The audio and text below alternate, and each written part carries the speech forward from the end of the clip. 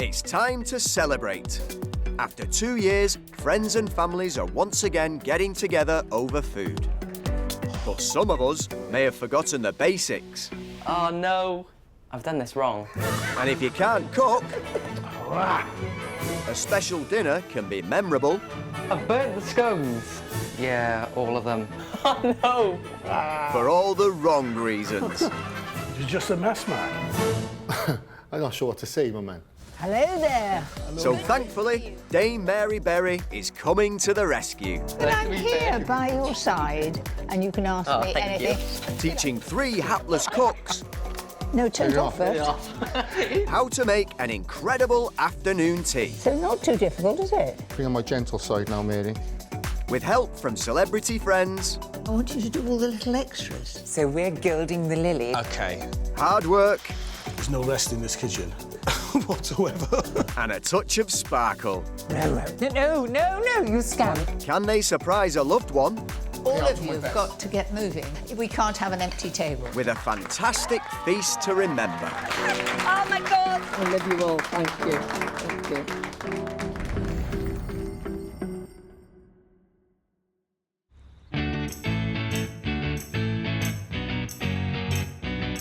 When it comes to laying on a feast, no one does it quite like Dame Mary Berry. So she's sharing her passion for cooking and teaching to help a group of hapless cooks lay on a surprise party for their friend. And she's enlisted some help. Celebs Go Dating's Tom Reed-Wilson Hello and welcome. I've got a little job for you. Are you ready? Oh, consider me braced. and his good friend, presenter Roman Kemp. Welcome, Roman. Hello. I'm really pleased to see you and I desperately need your help. I hope I can be of service. Let's go. So, Mary, how can we be of service? You are going to help me create a very special party for a lady called Teresa. We're going to create really the very best afternoon tea because it's a favourite of hers. Oh, Okay. that's up your alley, Oh, isn't it it? really is. Teresa's 3 friends are going to learn to cook, but it's really got to be a memorable party for her, to thank her for all she's done for her community. Well, as you might expect, I'm in charge of the cooking, so you don't need to worry about thank that. God. But wait a minute. Oh. I want you to do all the little extras. So we're gilding the lily. Okay. We're what? We're gilding the lily. And on the actual day, you must support all the chaps. We can do that. Cheerleaders. Yeah, We can be cheerle- hugely hortatory. Yeah. And we're nothing if not zestful. Yeah, exactly. His vocabulary is pretty good, isn't it? Yeah. Zestful. Be their beacon of positivity, as you would say. Yeah, see, I'm learning. So, would you like to meet them? Oh, yes, please. I've got them on the tablets. Here goes. Mark, Thea and Callum are all friends from Cardiff in Wales. I know Mark 15 years now. I met him in a dance-off and I beat him. I taught him how to two-step, and we've been mates ever since. Mark would never admit this, but I'm a better dancer than him. I've known Callum since he was born. I'm friends with his dad. Mark and Thea are both very bubbly, energetic, they lighten up the room. When we're together, we just bounce off each other all the time. Ah, they look like good guys. This tight-knit group of friends all volunteer for a local youth charity, founded by their mate Soraya. This photo sums Soraya up, full of life, smiling, happy, positive. She is 100 miles per hour. She's very intimidating as well, I think, if you don't know her. Soraya is an absolute pillar of the community around here. In this town, everyone knows Soraya. She's strong, powerful woman, always up for a laugh, and she can dance, mind. Soraya's passion for working with young people began after one of her darkest moments. A few years ago, Soraya had breast cancer, and even when she was going through her treatment, she said to herself, if I beat this, I'm giving back. And then from that day, she hasn't stopped. Soraya set up a charity which helps young people who are struggling to find some focus in life. Every time I have a phone call with Soraya, she's always got a new project going. She's in a school, she could be in a youth club, she could be out on the street. What a lady. I mean, that's extraordinary. She always puts other people first. She's always looking to help someone, especially if they're down. If the world was full of people like Soraya, the world would be much easier. Soraya's charity has helped hundreds of young people find a start in life, including Callum. When I was 16, I was looking to get into youth work, but there was no job opportunities. She offered me a traineeship in youth work, which helped me progress into the role that I'm in now. Soraya had to fight so many barriers to be able just to get funding. Now I'm a youth worker, so I offer information, support and guidance to young people. I'm just so grateful for all the effort and all the support she's given me. As well as helping local youngsters, Soraya also encourages those around her to get involved. And her infectious attitude has rubbed off on Mark and Thea. She holds a very, very, very special place in my heart. I've got a 13-year-old son who's autistic. I was having a hard time, and she told me to set up this group with the men who got children with autism to talk about it. It completely changed everything and made everything much easier for us. I've been a firefighter nearly 18 years, and I think it's the best job in the world. But Mark used to feel lost between shifts, so Soraya stepped in. A few years ago, Soraya contacted me and asked for help bringing some children to the fire station, and seeing the look on their face and how happy they are has really given me a purpose. Thanks to Soraya, Mark now combines firefighting with teaching safety at schools. So what better way to celebrate Soraya than with a feast? There's just one problem. These guys haven't got a clue how to cook. I've never followed a recipe in my life. I can put some chips in the oven, but that's about my limit, I'd say. If I'm in a rush, banana and sugar sandwich, butter, banana, squeeze it, sprinkle a bit of sugar, crunch, out of the door. I'm just rubbish at multitasking, and when there's too many things going on, my brain fries a little bit and things start to burn. My worst kitchen nightmare is when I cooked a curry. I burnt the whole thing inside the pot. I had to throw the whole thing out. It was disrespectful for me to try and clean the pot and use it again. When we're cooking, will there be paramedics on site in case we give people food poisoning? Aren't you lucky, you see? You aren't doing the cooking. Yes! Yes! I think meeting Mary and her teaching me how to cook would be like me meeting Ronaldo and he teaching me how to score a goal. So I am very nervous. But if anyone deserves this, it's Soraya. I think Soraya would find it hilarious that the three of us were trying to cook something. He'd be so shocked. What could go wrong, eh?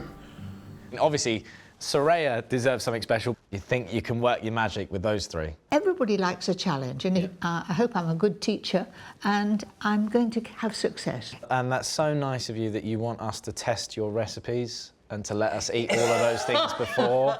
It's going to be so nice. Tasting doesn't come on the list. Roman, I'd like you to be in charge of tea. Of course, you can't have afternoon tea without the tea itself. And so that's where I want your help. What if I told you I've never had a cup of tea in my life? Not even in the jungle? No. So what would you have at 4 o'clock? A pint. I think that you should have your very first cup of tea, just to please me. Yeah. Your debut sip with Dame Mary, Mary, darling. This is my Right. nightmare. So in that goes. And it's not too strong for you, so there you are. Just a sip, and then be truthful. It looks very hot. Do I blow on it first? This is the man who's been in the jungle and had snakes and rats and things crawling all over, and he's nervous with a hot tea. Right. It tastes like hot water. Is that right? Well, Should be a little more flavour. No. When you go to buy the tea, there'll be people advising you, and choose one that you think everybody would like. That worries me, but with Dame Mary Berry's confidence, I will take that and run with it. Mary, I suspect you have something up your sleeve for me. I certainly have. We're going to start off with scones, and we want the very best strawberry jam. So go to the Women's Institute and ask if they will show you how to make real strawberry jam. Oh, be still, my heart. I've always wanted to be a member. I'm amazed you aren't. I think you'll do it. We're going to make this the best tea ever. With the feast fast approaching, Thea, Callum and Mark are on their way to Mary's house for a masterclass in afternoon tea. No pressure. No pressure. You scared? It's going to be bad. Before they arrive, Mary has some news to share with the kitchen novices. Hi there, Mark and Callum. I can't wait to help you with a very special surprise. I think a classic afternoon tea will be perfect for Soraya. I can't even make tea properly. First, we'll be making small tartlets. And we'll be doing the pastry from scratch. Pastry from scratch. Have you ever cooked anything like this before? You see this? I've never tasted anything like that before. I don't know what it is. And then, an all-time classic. We'll be making scones with jam and clotted cream. What could be better? I love a scone. I love Do you know scones. what? If you had to make a choice, scone or tart. The reason I fancy a scone is just because I know what it is. But these would be smaller dishes, but a bit more intricate, I reckon. So to get this right, everything's got to be on point. And finally, a spectacular clementine cake with buttercream and crystallised peel. This is one of my very favourite cakes. I'm sure that Soraya will love it, but it's got to be right. The only thing I don't know how to buy for the cake is the candles. I've drafted in some amazing helpers. Oh, yes. We're going to be vociferous cheerleaders, aren't we, darling? Yeah, whatever he said. But look, Mary, thank you so much. And yeah, can't wait. See you soon. Yeah, I think Soraya will love this. Definitely.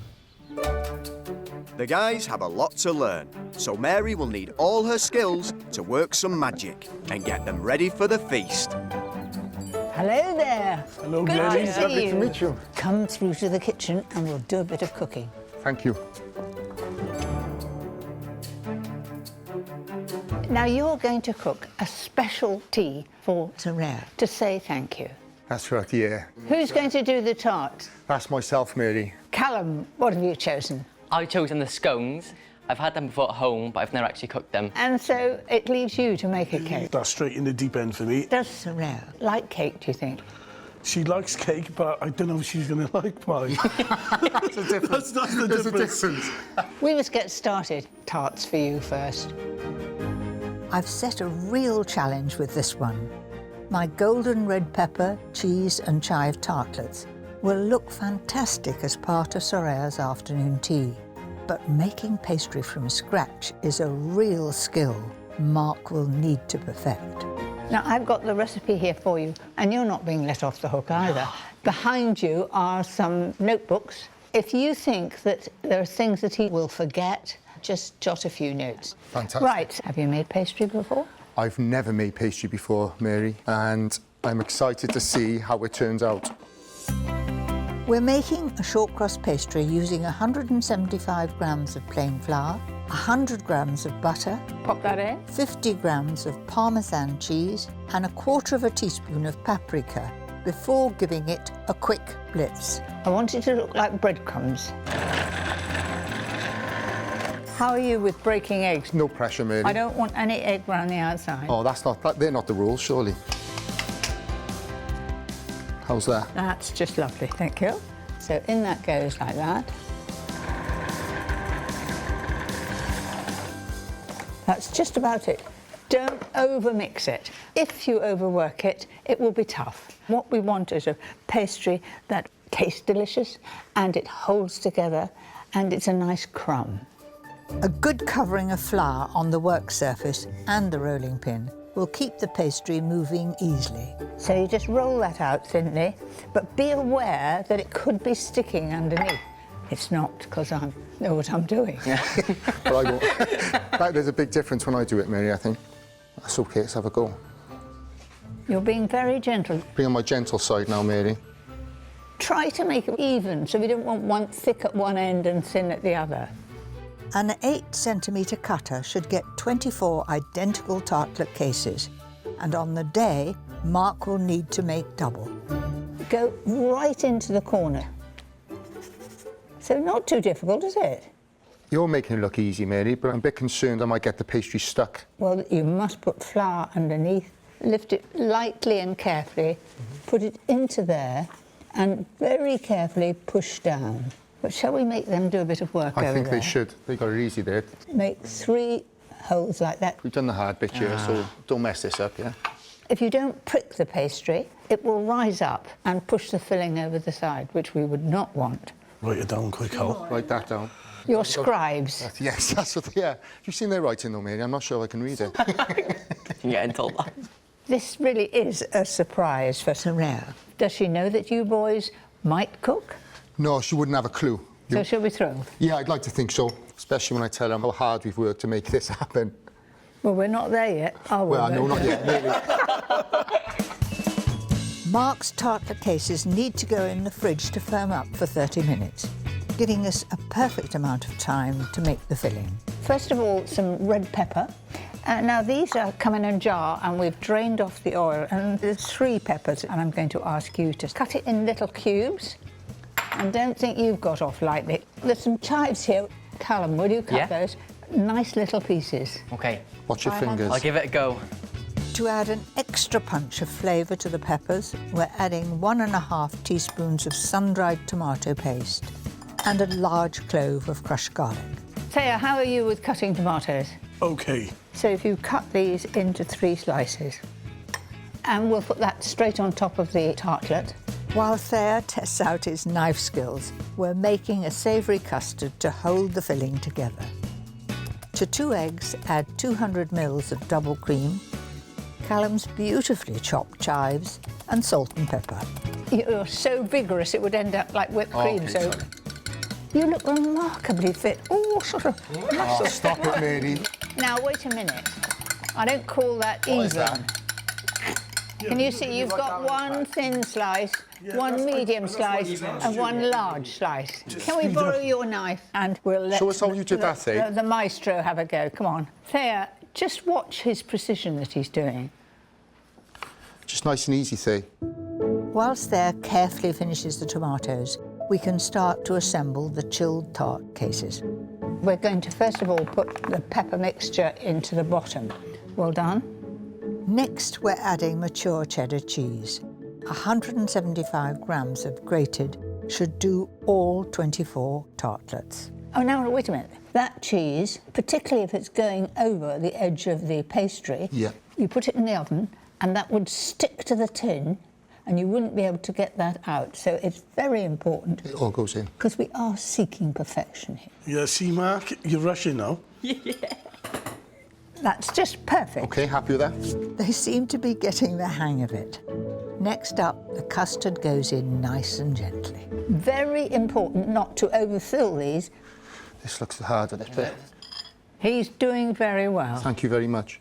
To finish off the tartlets, we're decorating them with any of the evenly sliced tomatoes we can find. It really takes time, but they look so pretty and so professional.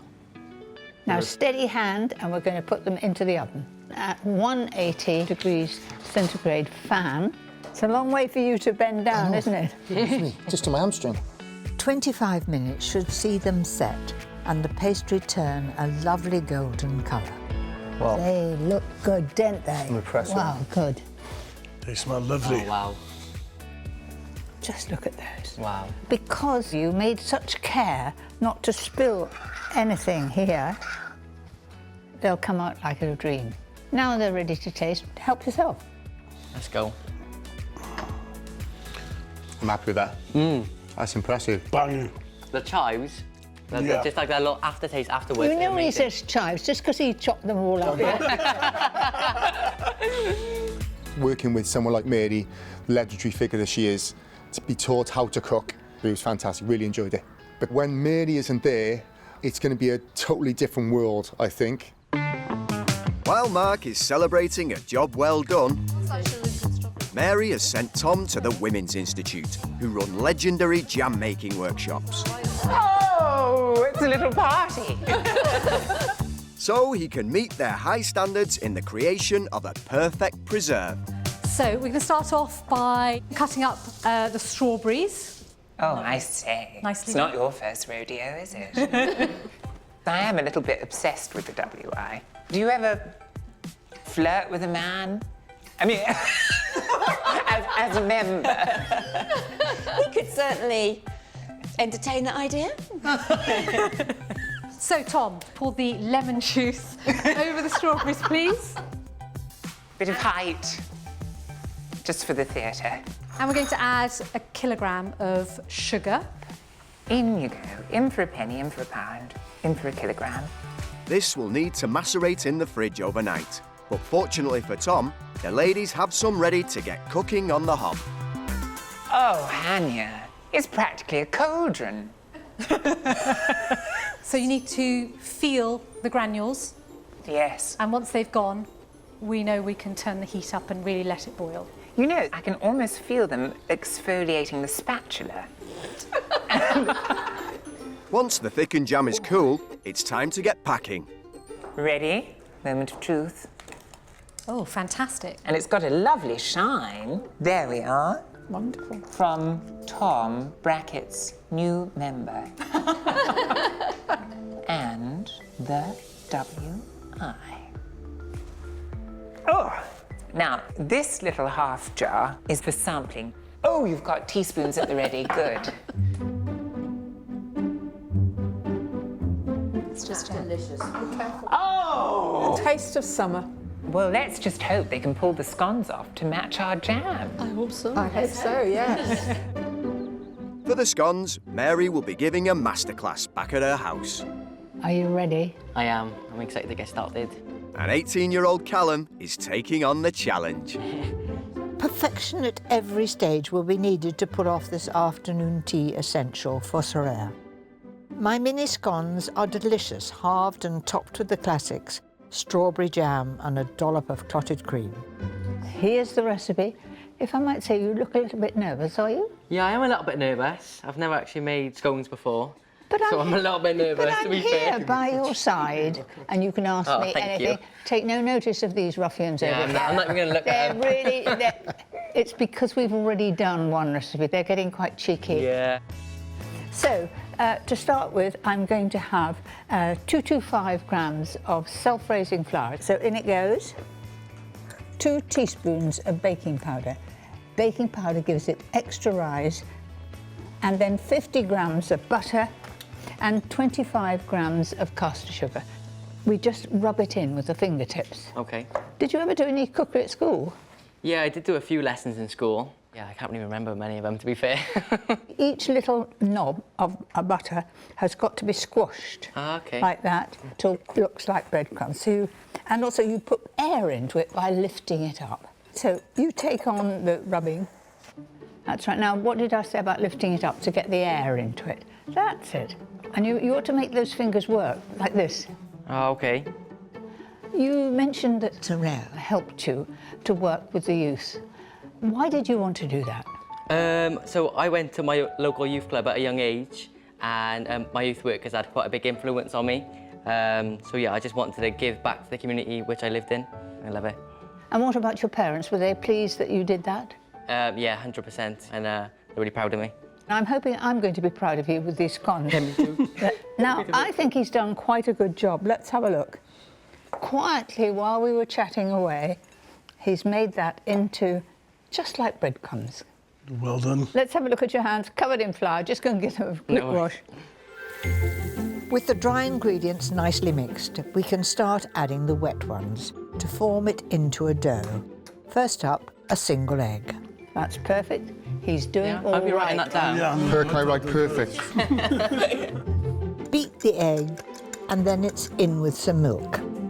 Now, you tell me when I get to 150. Okay. A little bit more. About there, that's it. That's it. Good eye, Car. I just put that in. I'm going to leave just a little in the bottom because the best scones have a nice shiny top, and I'm going to brush it with that egg and milk. Once the dry and wet ingredients are combined, start to bring them together into a dough. I always do it with a knife. If you put your hands in there, you'll get really, really messy. Just put your finger in there. It's wet. Yeah, it is very wet. And that makes a good scone.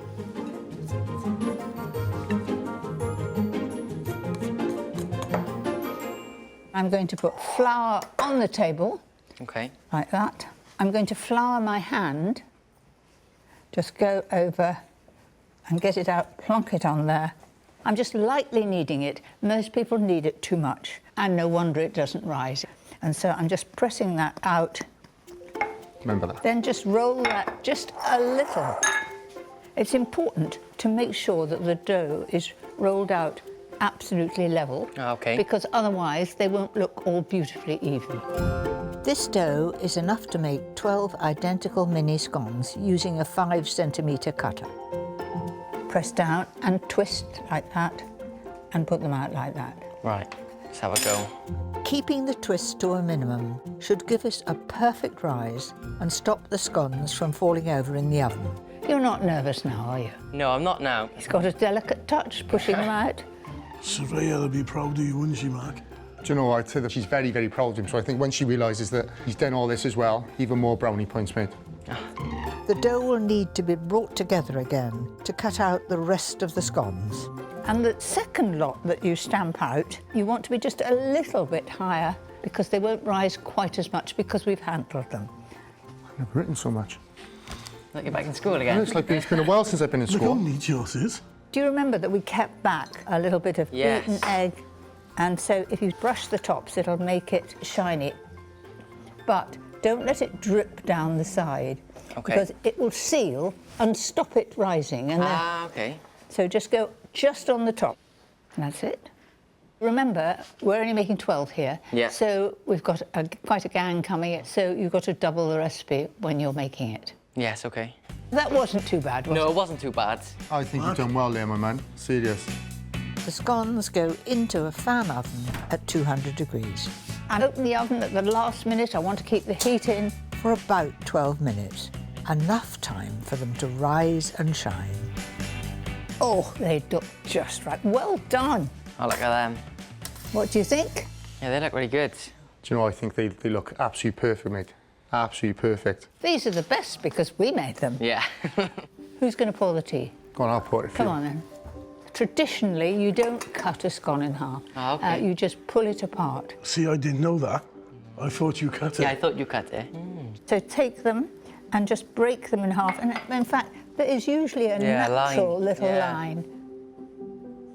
That's it. Wow. We didn't overwork them, so they should be nice and light. So first of all, the jam, no need really for butter. So put a generous amount on top. Go in for it. And this is beautiful clotted cream. I think everybody's going to love them. That's beautiful, that is. That's really nice. If Soraya knew I was making scones right now, she'd be quite shocked, I think. You could tell the crunch when you bit into it. Yeah. Now the pressure's on. The thing I'm concerned about doing it on my own is making sure the measurements are right and then making sure I have the right consistency with the dough. I think they're really absolutely scrumptious, and you've done a very good job. Oh, thank you very much. Well done, Carl. Callum. With the lads taking their first steps into the unfamiliar world of cooking, Roman is also heading into the unknown by hunting for a tea worthy of Soraya's celebration. Hello. I massively need your help. Do you sell tea? Yes. Over 600 types, actually. 600 types. But with so much on offer and having only tried one cup in his life, the pressure's on Roman to impress Mary with the right type of tea. First up, the smell test. I thought you should at least try Earl Grey. Okay, yeah, we're getting a big smell off that. We actually have a tea-cold tea party if you'd like to see that. You have a tea called tea party? We do. Can you guess what's in there? Mint. No, this is pineapple and orange with cornflowers. Oh, yeah, okay. Pineapple and Okay. orange. Once you say it to me, I get a little bit of orange. How expensive are these? I think it's 40 or 50 pounds. 40 or 50 quid? But that's not even our most expensive. It has 24 karat gold in it. It just looks like glitter. How much is this? 574, I believe, for 50 grams. £574. Oh my word. Okay, well I don't really know if I've got the budget for that. See, this is like, I don't really know what to do. I'm struggling. Let's hope the taste test clears things up, or this afternoon tea will be missing a key element. So this one is the green tea with strawberry. You don't need to gargle it. I can taste some strawberry. Can I try it with a little bit of sugar? Sure. Tea's great, just put a load of sugar in it. There you go. It feels like a helping hand might be needed. Tom, How's your tea hunger? I've got a couple of favourites. There's one that's made out of actual gold, Tom. Oh, you're joking. Yeah. Have you got a benevolent advisor in the shop? Are you benevolent? No, her name's Dominique. I think I have a lot of faith in you as a helmsperson of tea. I'll see you at the feast, all right? Oh, yes. Okay. See you, darling. I'll see Good you. luck. Bye. Bye. We'll grab them all. Let's do it. Right. We'll take that one. We'll take that one. One of them. One of them. That one. Got the tea. Back at Mary's house, and with the one-to-one cooking lessons nearly over, And now, Thea, it's your turn. the pressure's on Thea to take on all 4 layers of Mary's clementine cake, a creation worthy of a thank you feast for Soraya. So there's your recipe. You know, we've done it with the others. Gosh, they got their notebooks out. Start, we're ready to go, Mary. First up, we're getting ahead with the decoration. Made by crystallising strips of the skin of 2 clementines. I'm going to take the peel off and then I'm going to cut it into strips. So much dedication and preparation. And It's all preparation, but... it's something like I would never think of this. So how about you doing that one? Watch your fingers. Yeah, watch your fingers. He's doing them beautifully. To make a sticky glaze, use 4 tablespoons of marmalade and add in 2 more of water. It's amazing how you don't waste anything. I try not to waste. And so with this recipe, there is no waste. We like a bit of steam. Lovely smell. So you see it's bubbling away there. That will cook the peel. Once it's nice and sticky, toss the rind in 100 grams of caster sugar. It reminds me of crispy beef on the Chinese. Well, it'll taste a little bit different, but it does look like it. I think you're right. Rather than heading to the takeaway, we're separating the strips and lying them out to dry. It's going to look so special on top. And it's amazing how quickly it'll become crunchy. So let's just get rid of that. I'll put it over here. Then we'll get on to the actual making of the cake. Deep breath. In the cake and the icing goes a clementine, and I've already cooked a clementine here. I boiled it for about 20 minutes, terribly, terribly gently. Once the whole fruit is blitzed to a rough pulp, half will go into the cake mix and half is saved for our icing. Can you crack those 4 eggs into there? Oh, look at the technique of that. Here. That was with a bit of panache, wasn't it? To 4 expertly cracked eggs, we're adding 225 grams of baking spread, 275 grams of caster sugar. All of it? Yep, tip it all in. 275 grams of self-raising flour and a teaspoon each of mixed spice, cinnamon and baking powder. We're going to mix all this together. Right, so keep it upright. You can even make it faster now. It's faster than your car. Right, now we're going to put half this clementine pulp in here. Adding the pulp gives it a real strong clementine flavour. I've lined and greased 2 loose-bottomed sponge sandwich tins to split the mixture between to give us 2 identical cakes. That was a good idea, wasn't it? That should be half. I think you're a dab hand at that. Can you see over there? Oh, wow. That is exactly half. It is. Thank you, Mary. Well done. Now level them off. Once the cakes are level, they go into a fan oven at 160 degrees. There we are. 25 minutes should be enough time for them to rise and turn golden. Let's have a look. How about a little clap for this? He's done well. Come on. Come on. Okay, that's enough. Well done. Now, how do we know those are done? Because it'll spring back. It's like memory foam. Once they have been carefully turned out, the cakes can be left to cool. Now to the clementine icing. First of all, we've got the butter, 225 grams. We're adding 350 grams of icing sugar and the remaining clementine pulp. How many times a week do you cook? Do you bake cakes? How many times? I just bake when people come round. I'm not doing it all the time. You think I do, don't you? Yeah. Right, so upright to start with. Hand over. And you can now take the beaters out. No, turn it off first. Lovely kid. Lovely kid. You can see the consistency and it's beautifully creamy. With our icing ready, we're all set to turn our 2 cakes into the 4 layers that will make this a perfect centrepiece for the party. So, Mary, we're going to cut through the middle of these cakes. We are. What are you going to use, a laser? That's a good idea. I thought a bread knife. I don't actually have a laser on hand. OK. So I'm going to step back and do a sawing action here, halfway between. And so you move the cake round. Tell me if I'm doing it properly. You can see from down there. That looks a lot easier than it is, I'm telling you. OK, I want you to cut this one. OK. I think this is probably the hardest part of all of it. Who needs a turntable when he can spin it like that? Used to be a DJ, I think. He's doing well, yes. It isn't an easy thing to do. No, it's it's not. tough, that. Well done.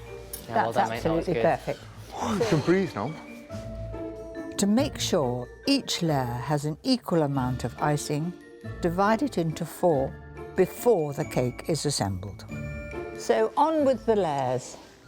This is nice and soft, so we're just going to spread this all round, and it is, as you can see, important to have it really well beaten. With 1 layer on, it's as simple as repeating the process with all 4 layers. One of your most favourite things is your banana sandwich. Do you do it with such precision? No, I just grab the bread, put a banana, squeeze it, and off I go. Well, I think you're going to not get to that speed with the cake. Without doubt, this was the most tricky thing to make, and he's making a very good job of it. And then we're going to put the icing on the top. It gives a really nice finish. And then we've got, for decoration, crystallised clementines. And it's quite nice to sort of cross them a bit, informally in the circle around the outside. That looks amazing, to be fair. Lovely. I'm so proud because coming from making banana sandwiches to that is like, honestly, I'm really proud. I What think do you think, I boss? think you can have that. Ah, we're full of admiration. Thank you very much. It still haven't sunk in that I cooked with Dame Mary Berry. She helped me. I baked a cake with her. What you've got to do now is go home and practice and get them absolutely perfect for that feast. I think Soraya's going to be proud of me and she's going to be shocked at the same time. That's if I pull it off, though. It's great when you've got Dame Mary next to you, but when you're on your own with no other assistance than a recipe in front of you, I think it's going to be a different story. So watch this space.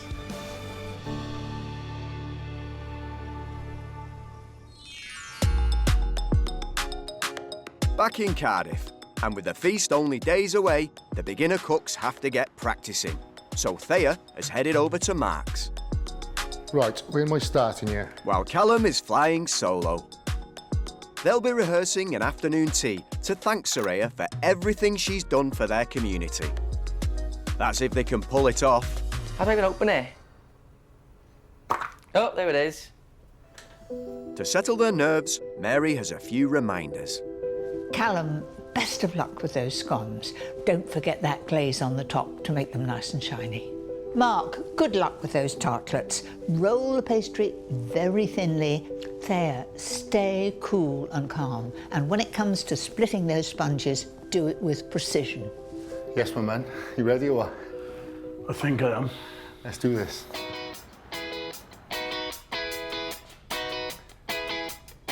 So, Mark, do you know who does this well? Yeah. What are you saying in the future? What do you mean? You know, people get burger vans burger and van. hot dog vans. Well, we'll get a cake van. Yeah, we can only make tartlets and thing though. That's fine. That's the brand. Thea and Mark might be planning the future, but Callum is struggling with the here and now. I've done this wrong. I think I was definitely supposed to rub the butter in before I added the egg. Hopefully, it won't make a difference. Why can't you just buy these trays, Mark, with these non-stick proof things in them? I don't know, mate. See if this works. No. This is the hardest part so far. I'm really worried this is not the same colour as Mary's, Mark. The gun's broke. That's burnt out, that is. What are you going to do now? Do it by hand. The good old-fashioned way. You're sweating our backs out, you know, mate. While Mark and Thea grapple with technology, it's the recipe that's causing headaches over at Callum's. Oh no, I was supposed to beat the egg with the milk because I was supposed to leave a little bit in the jug at the end to collect the scones. Oh no. Right, I'm just gonna add another egg. I'm just gonna do it. But I'm not gonna add all of it. Or do I add all of it? I don't know. Right, let's crack the egg in.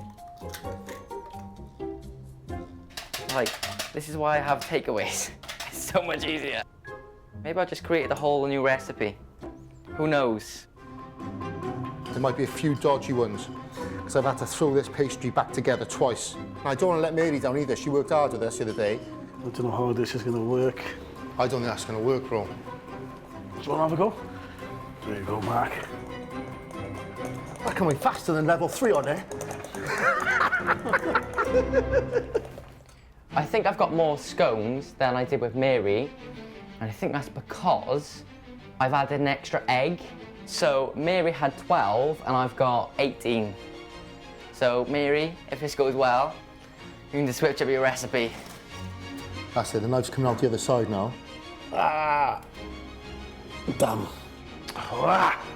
I wish Mary was here now. Thea isn't the only one seeing things go from bad to worse.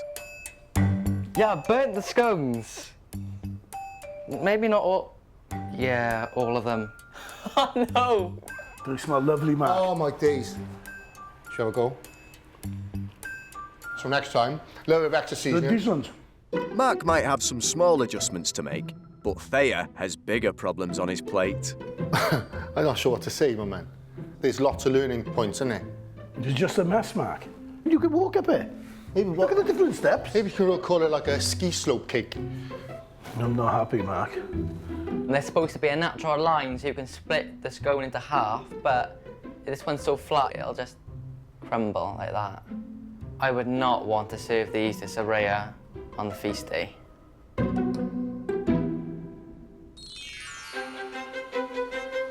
For their fantastic feast, Mary has organised a spectacular venue fit for a celebration, Lanley Hall, near Cardiff. And Thea, Mark and Callum are ready to put their cooking to the test as they try and pull off a thank you surprise. Look how nice it is. It's lovely, isn't it? Yes. Soraya's going to love it. 2 weeks ago, all these friends could manage was a banana sandwich.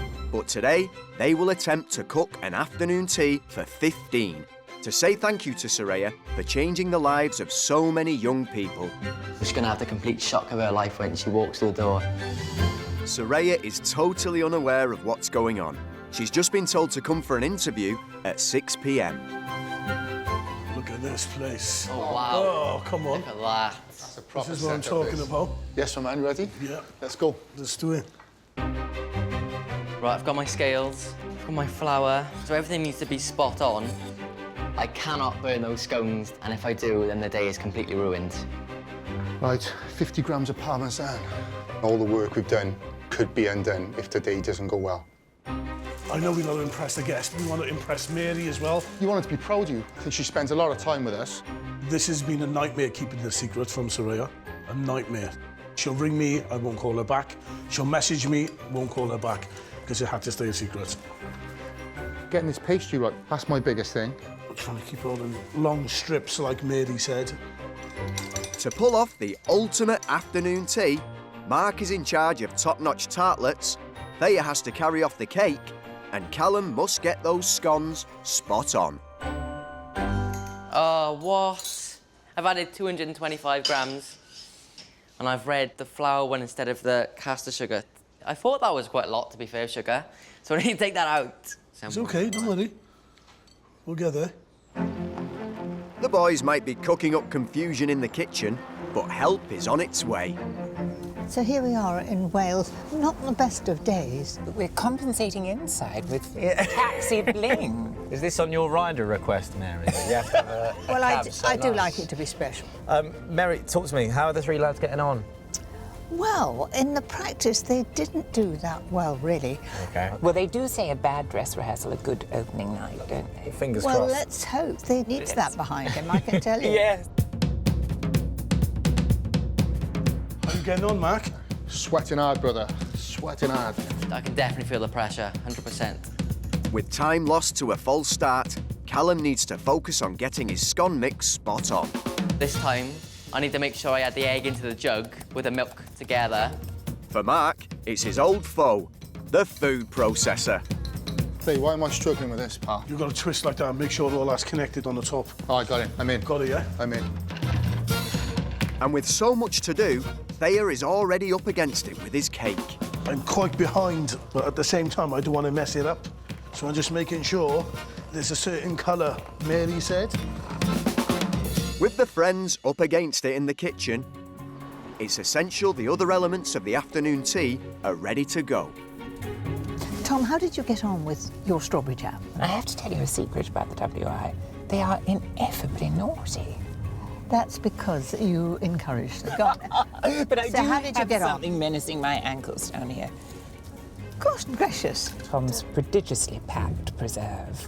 That is a beautiful label. Little picture of Tom on it. And so how about your tea? Are you serious? That's like the most teacher's pet thing I've ever seen in my life. Oh, Roro! How am I meant to follow that? Well, I see a big package down there. So, I didn't just get tea because I wanted to go above and beyond. So, ready. Take a look. And It's a Welsh dragon. It's a Welsh dragon indeed. I just thought it would be very apt for today. what a brilliant pot for a tea party. It's gargantuan. And it's going to keep cosy. Yes, Perfect. yes. So there we go. So we've got our tea party tea Right. in a Welsh red dragon tea cosy. Be honest though, Mary, who's done better? I think you've both done exceedingly well. Yeah, but I don't have favourites. yeah. But jam and tea alone won't be enough to pull off a fantastic feast for the 15 guests involved in Soraya's charity. And in the kitchen, it's crunch time. You got this, Mark. Concentrating now. Yeah. It's important to make sure it's bang on in half because one base could be higher than the other. I think I'm going to have to speed up a little bit. With timings becoming all important, Mary and her helpers have arrived. And while Tom and Roman get the table set, Mary wants to check in on the chefs. Hello, Mary. Oh, hi, Hello, all of you. Lovely to see you. Mary! Perfect timing. So, Mark, you're making your tarts. I certainly am. Seems to be a surplus of flour everywhere. Well, I remember you saying keep flouring my rolling pin as well. Now, just look at that. Is that too much? If you have more flour, they won't taste as nice. While Mark is racing to get his tartlet cases in the fridge, Love the shirt. Thank you, Mary. Callum is rolling his dough, something he got disastrously wrong at home. That looks good. You don't want to roll them out too much. Okay. So we've really got to get a move on. Everybody's going to arrive and you're not going to have a finish. Okay, All I'll of do you my have best. got to get moving because we can't have an empty table. No. With the charity volunteers due to arrive any minute, Et voila. Mary has tasked Tom and Roman with making sure the dining room is fit for a very special feast. Roro. No, you scum. One's No, fine. don't, you're teasing. It's fine. No, don't do it. I won't. Because I think, you see, the thing is that Ro, But it will all be in vain if there is no food worthy of the occasion. Fingers crossed, they'll come out and they won't be burnt. When I serve mine, they're much better warm, so the timing has got to be even more on point. As the boys race to finish, Mary has sent some moral support. it's all rather frenetic in here, isn't it? Hello. I have a present for you. Oh, brilliant. Thank you so much. I love your little face on it. Well, That's yes. brilliant. And they're just in time for Thayer's all-important cake slicing. If you get this wrong, have you got time to make another one? I haven't got time to make another one, but I have got time to find the nearest door. Moment of truth, then. That's it. Oh, I think angle up a I bit. think I can John. watch. No, that's good. That's good. He's got some purchase on that. You know. Keep your nerve. Oh, can you feel my heart? Nearly there. Don't rush, you know. very good. With the first cake flipped My word! and separated, Oh, yeah, that was surgical. Thank you, Ronan. the buttercream icing can help glue and hide any stray crumbs. There's no rest in this kitchen whatsoever. Any mistakes now could put their night in jeopardy as the guests have arrived. You've got to hurry up now. To get rocking and rolling, don't we? They look the part. Whether they'll taste it is soon to be revealed. Last minute touches now, boys, which are crucial. Come on, I got this. I think we're done.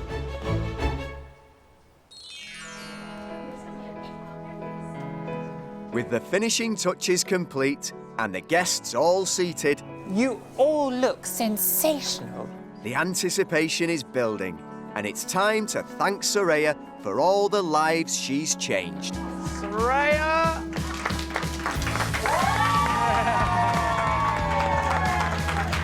Oh my God!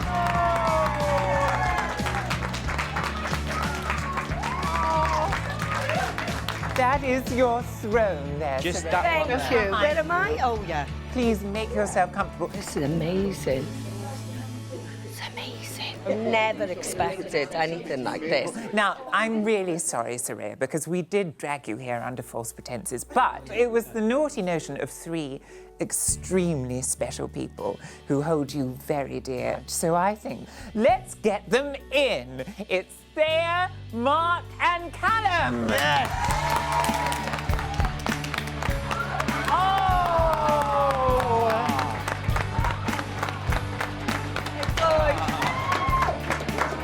Proud of you. Proud of you. So, Soraya, these 3 chaps have worked really hard putting on this incredible afternoon tea. I mean, look, I just thank you. but Soraya, it would be a lie if I said they didn't have some help, and it would be even more of a lie if I said the help came from Tom and I. So I think there's someone special that you need to meet. Dame Mary Berry!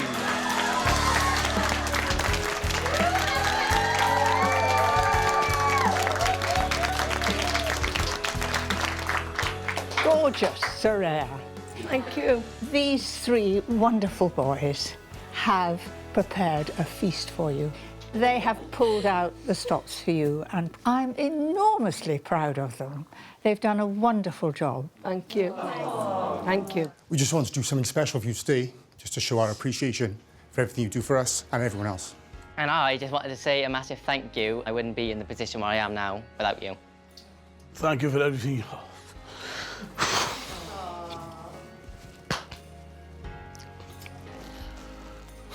Come on, man. All right. Come on. Thanks for everything you told me about my son and everything you do and continue to do for people's lives with charity. Thank you.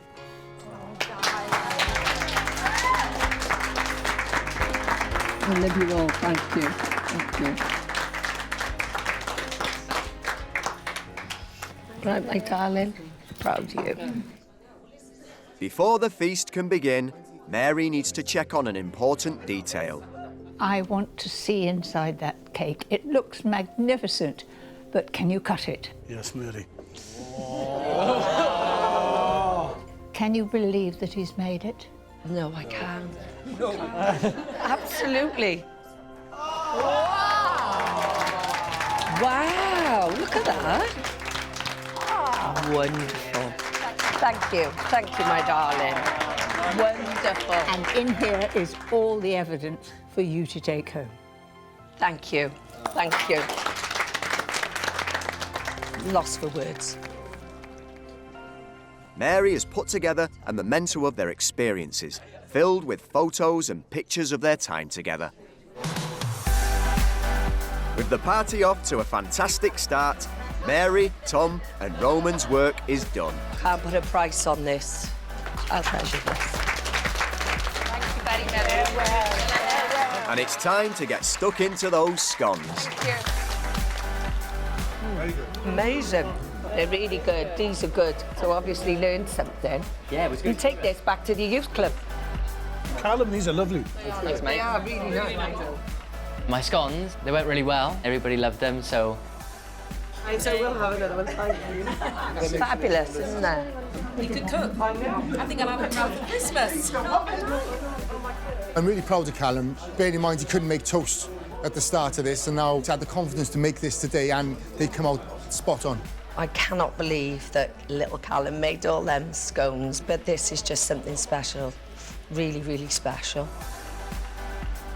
All that hard work and preparation over the past few weeks would just made it all worthwhile when we seen Soraya's face. I think they will, do you? Well, you know that anyway, don't you?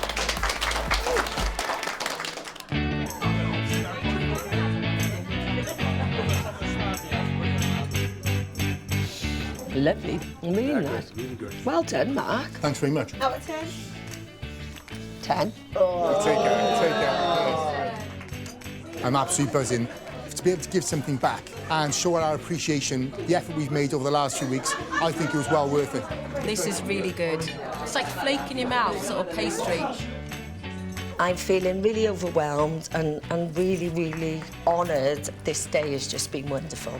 I got so many wonderful friends around me. I'm just so lucky. I feel like I won the lottery. You happy with that? Nice, decent, lovely. Thank you very much. Thank you. The experience has been absolutely fantastic. I've loved it. I think I can make my own pastry, no. So I think we could pull this off, no. Everyone's asking for more, and I can't ask for more than that. Mary, Tom and Roman can start the journey home safe in the knowledge it's a job well done, leaving the friends to enjoy the party. That really was so beautiful, and Soraya was so touched. I don't think I've ever been to a lovelier tea party. All three of them did it on the day with great precision. They pulled it off They when it did mattered. indeed. And the results were perfect. They said the tea was great as well. They said You made that up. all in all, a job well done. Cheers. Cheers. Well done. Right, finally, who would like a slice of cake? Yes, let's go. Yep. Honestly, it looks Oh, it's your amazing. cake, pal. I think you bought it from a shop. Oh, thank you, guys. Lovely. Appreciate it. Can you taste the cinnamon in there? Oh. It gives you that little kick, see? You'd be opening a restaurant next, you what? It's been really good working as a team together. I think we bonded even more, which is mad, because, you know, you bond about maybe sport or stuff. The bond we got now, we can speak about cooking stuff, and I'm probably going to send you recipes. And do you fancy coming over and cooking and enjoying this? Look what Roman brought us. Anyone want a cup of tea? Oh, yes, Oh, I love it. Thank you. No problem. Well, I didn't have any idea at all of what was going on. And then through what they've done is just wonderful. I'm very, very lucky to have people like that, and I can't thank them enough.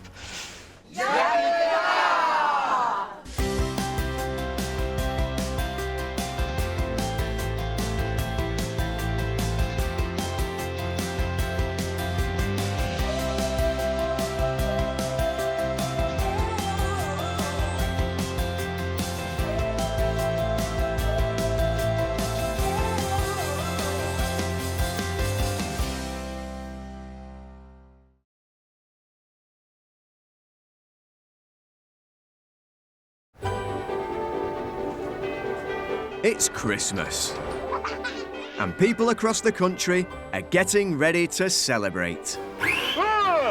Oh, this recipe's hard enough for them to deal with this. But if you can't cook, I'm absolutely terrified. Christmas dinner can be a disaster. Oh, shit.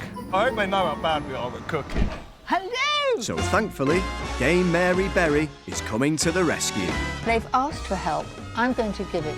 I don't think you've chopped that too well. Teaching a family of hapless cooks Never grated chocolate before in my life. Oh, for goodness sake. how to make the most important meal of the year. I do want your aunt and your mum to feel that you've really made an enormous effort. With help from celebrity friends, It's the perfect day for a festive feast. hard work, Definitely feel the pressure. Inside, I'm bricking it. I am so nervous. and a sprinkle of Christmas magic. This is stunning. I feel like royalty. Can they surprise their loved ones with a festive feast to remember? This is Mary's crash course in Christmas.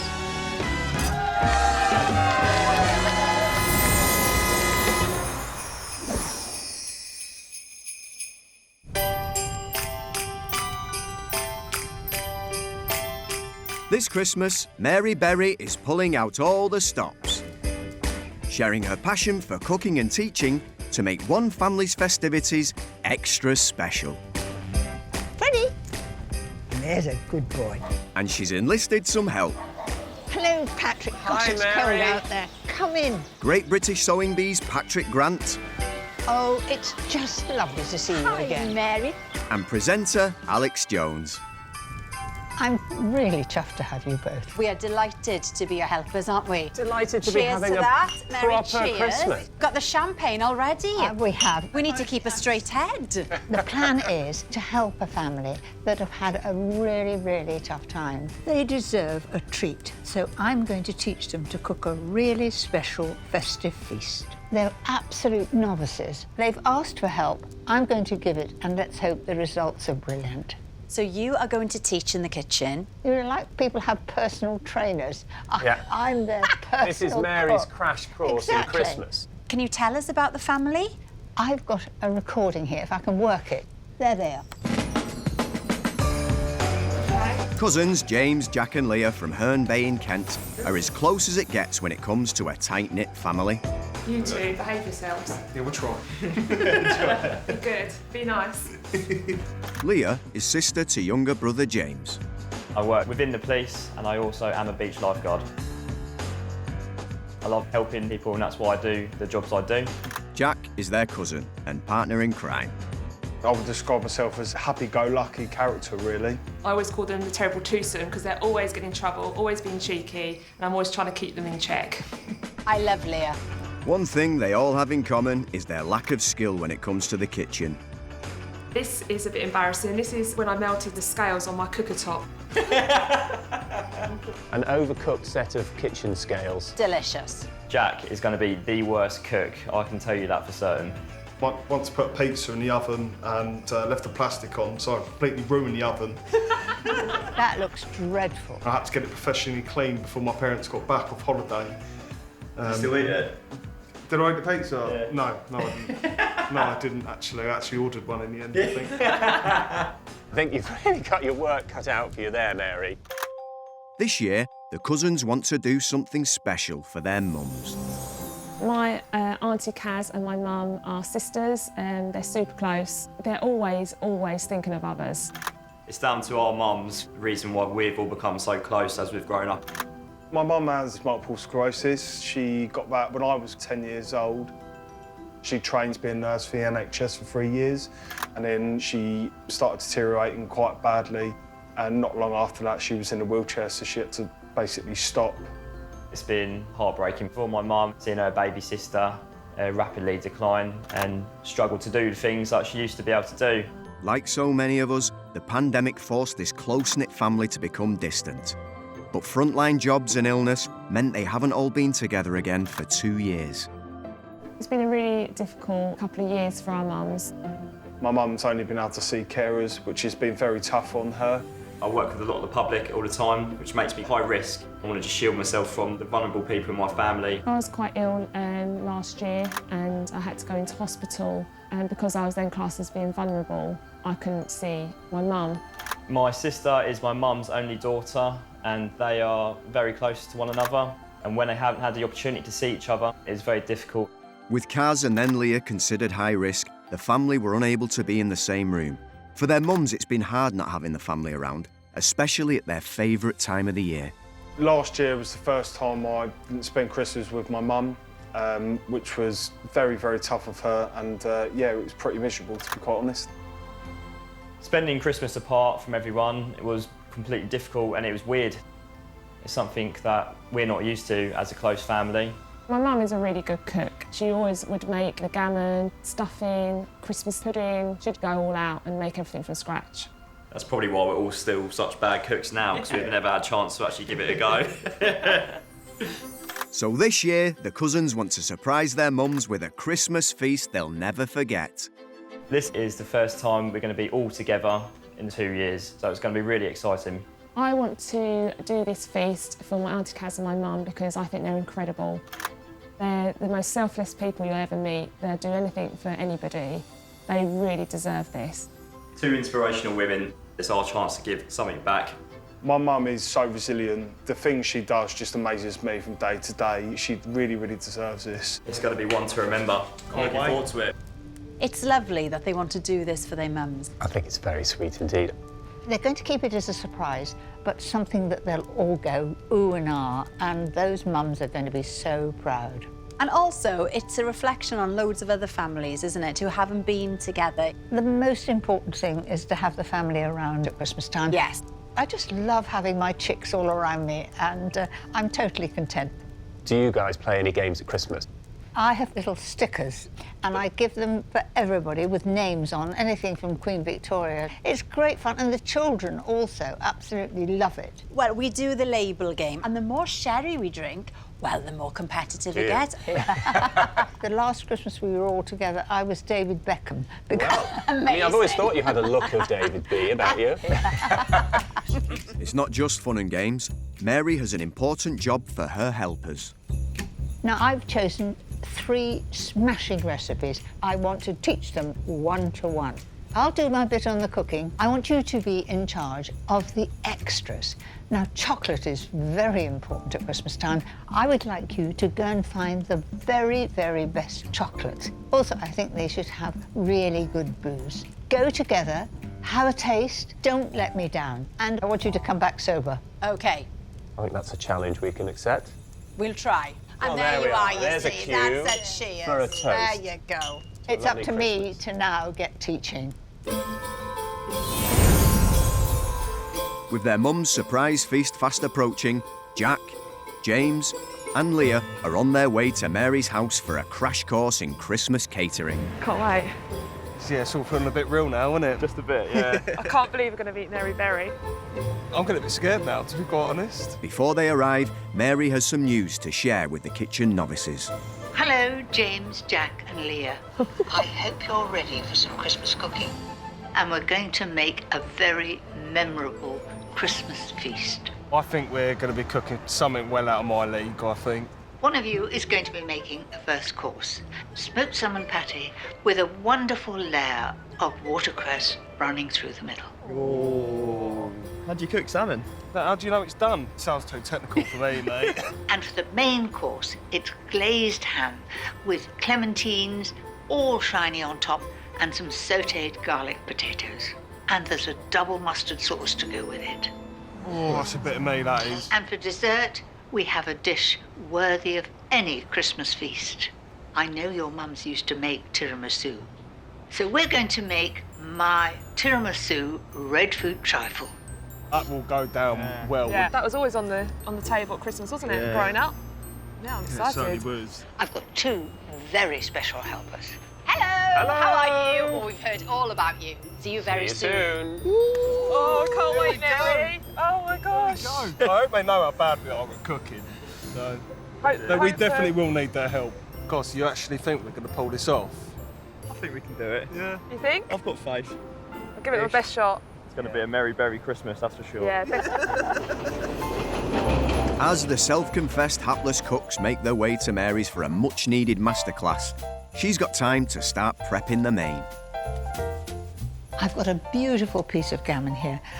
This is unsmoked, it could be smoked. And I have a nifty trick that makes it much easier to lift it out of the pan. Fold a long piece of foil into 3 and wrap it under the joint.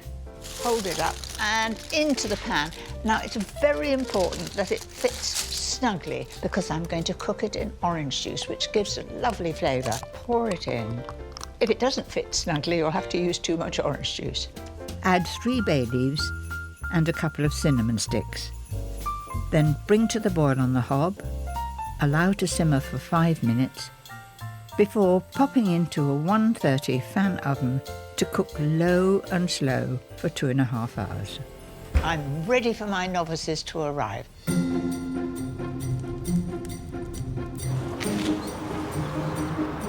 Here we go, boys. The cousins have a lot to learn, and the feast is just days away. Can Mary work her Christmas magic? Hello! Hello! So it's James, Jack and Leah. That's us. It's cold out there. It's freezing. And we'll go straight to the kitchen. Sounds good to me. So, last Christmas for all of us was a bit of a disaster, wasn't it? Yeah. That's right, yeah. It wasn't much for Christmas at all, to be honest, so I'm gonna make an extra special one this year. Well, I've chosen the menu, and you've got to choose who's doing what. Oh, well, can I do the dessert, please? Yes. Who would like to do the ham? I would definitely take the ham if that's all right with you guys.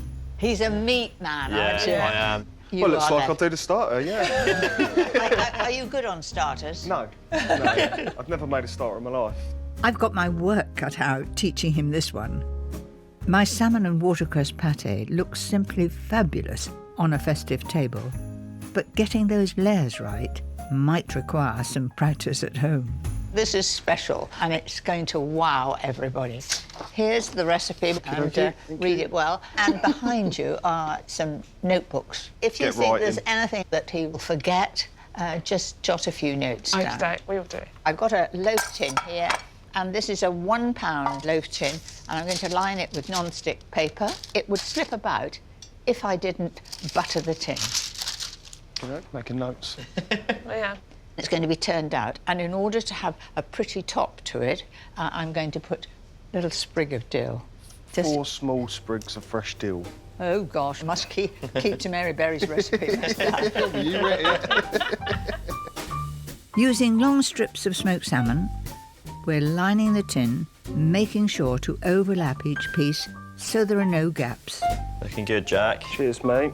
You're quite a delicate touch with that. It looks very good. Yeah. Then I'm going to put a little bit at the end. Making sure the whole thing is covered. Exactly.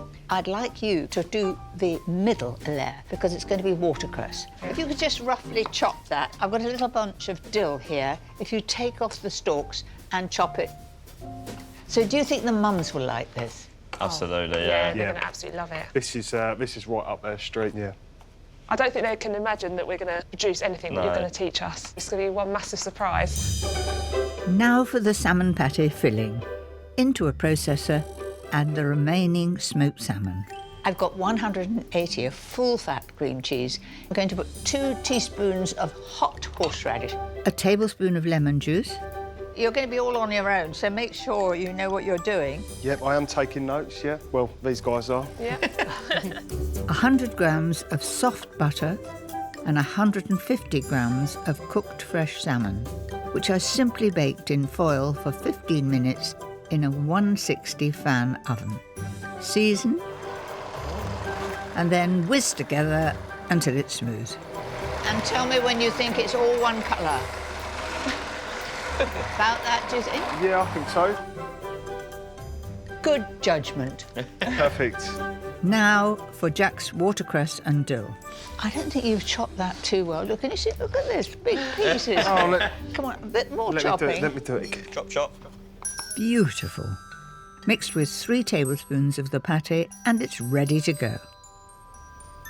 Jack, your mum's been pretty poorly for quite some time. Has it been difficult for her? Yeah, it's been very difficult for her. We are quite a close-knit family, and you know, she gives a lot to other people. She never asks for anything back. She was diagnosed with MS a while back now, and she lost quite a lot of independence, so cooking was quite a bit of a passion for her. So not being able to do that as much anymore is, yeah, it's quite upsetting, but hopefully I can make a fantastic meal for her she's going to love. Be Christmas around my house for most years, I think, if I can pull this off. So, yeah. Well, now comes the real test of his skill, assembling the pâté.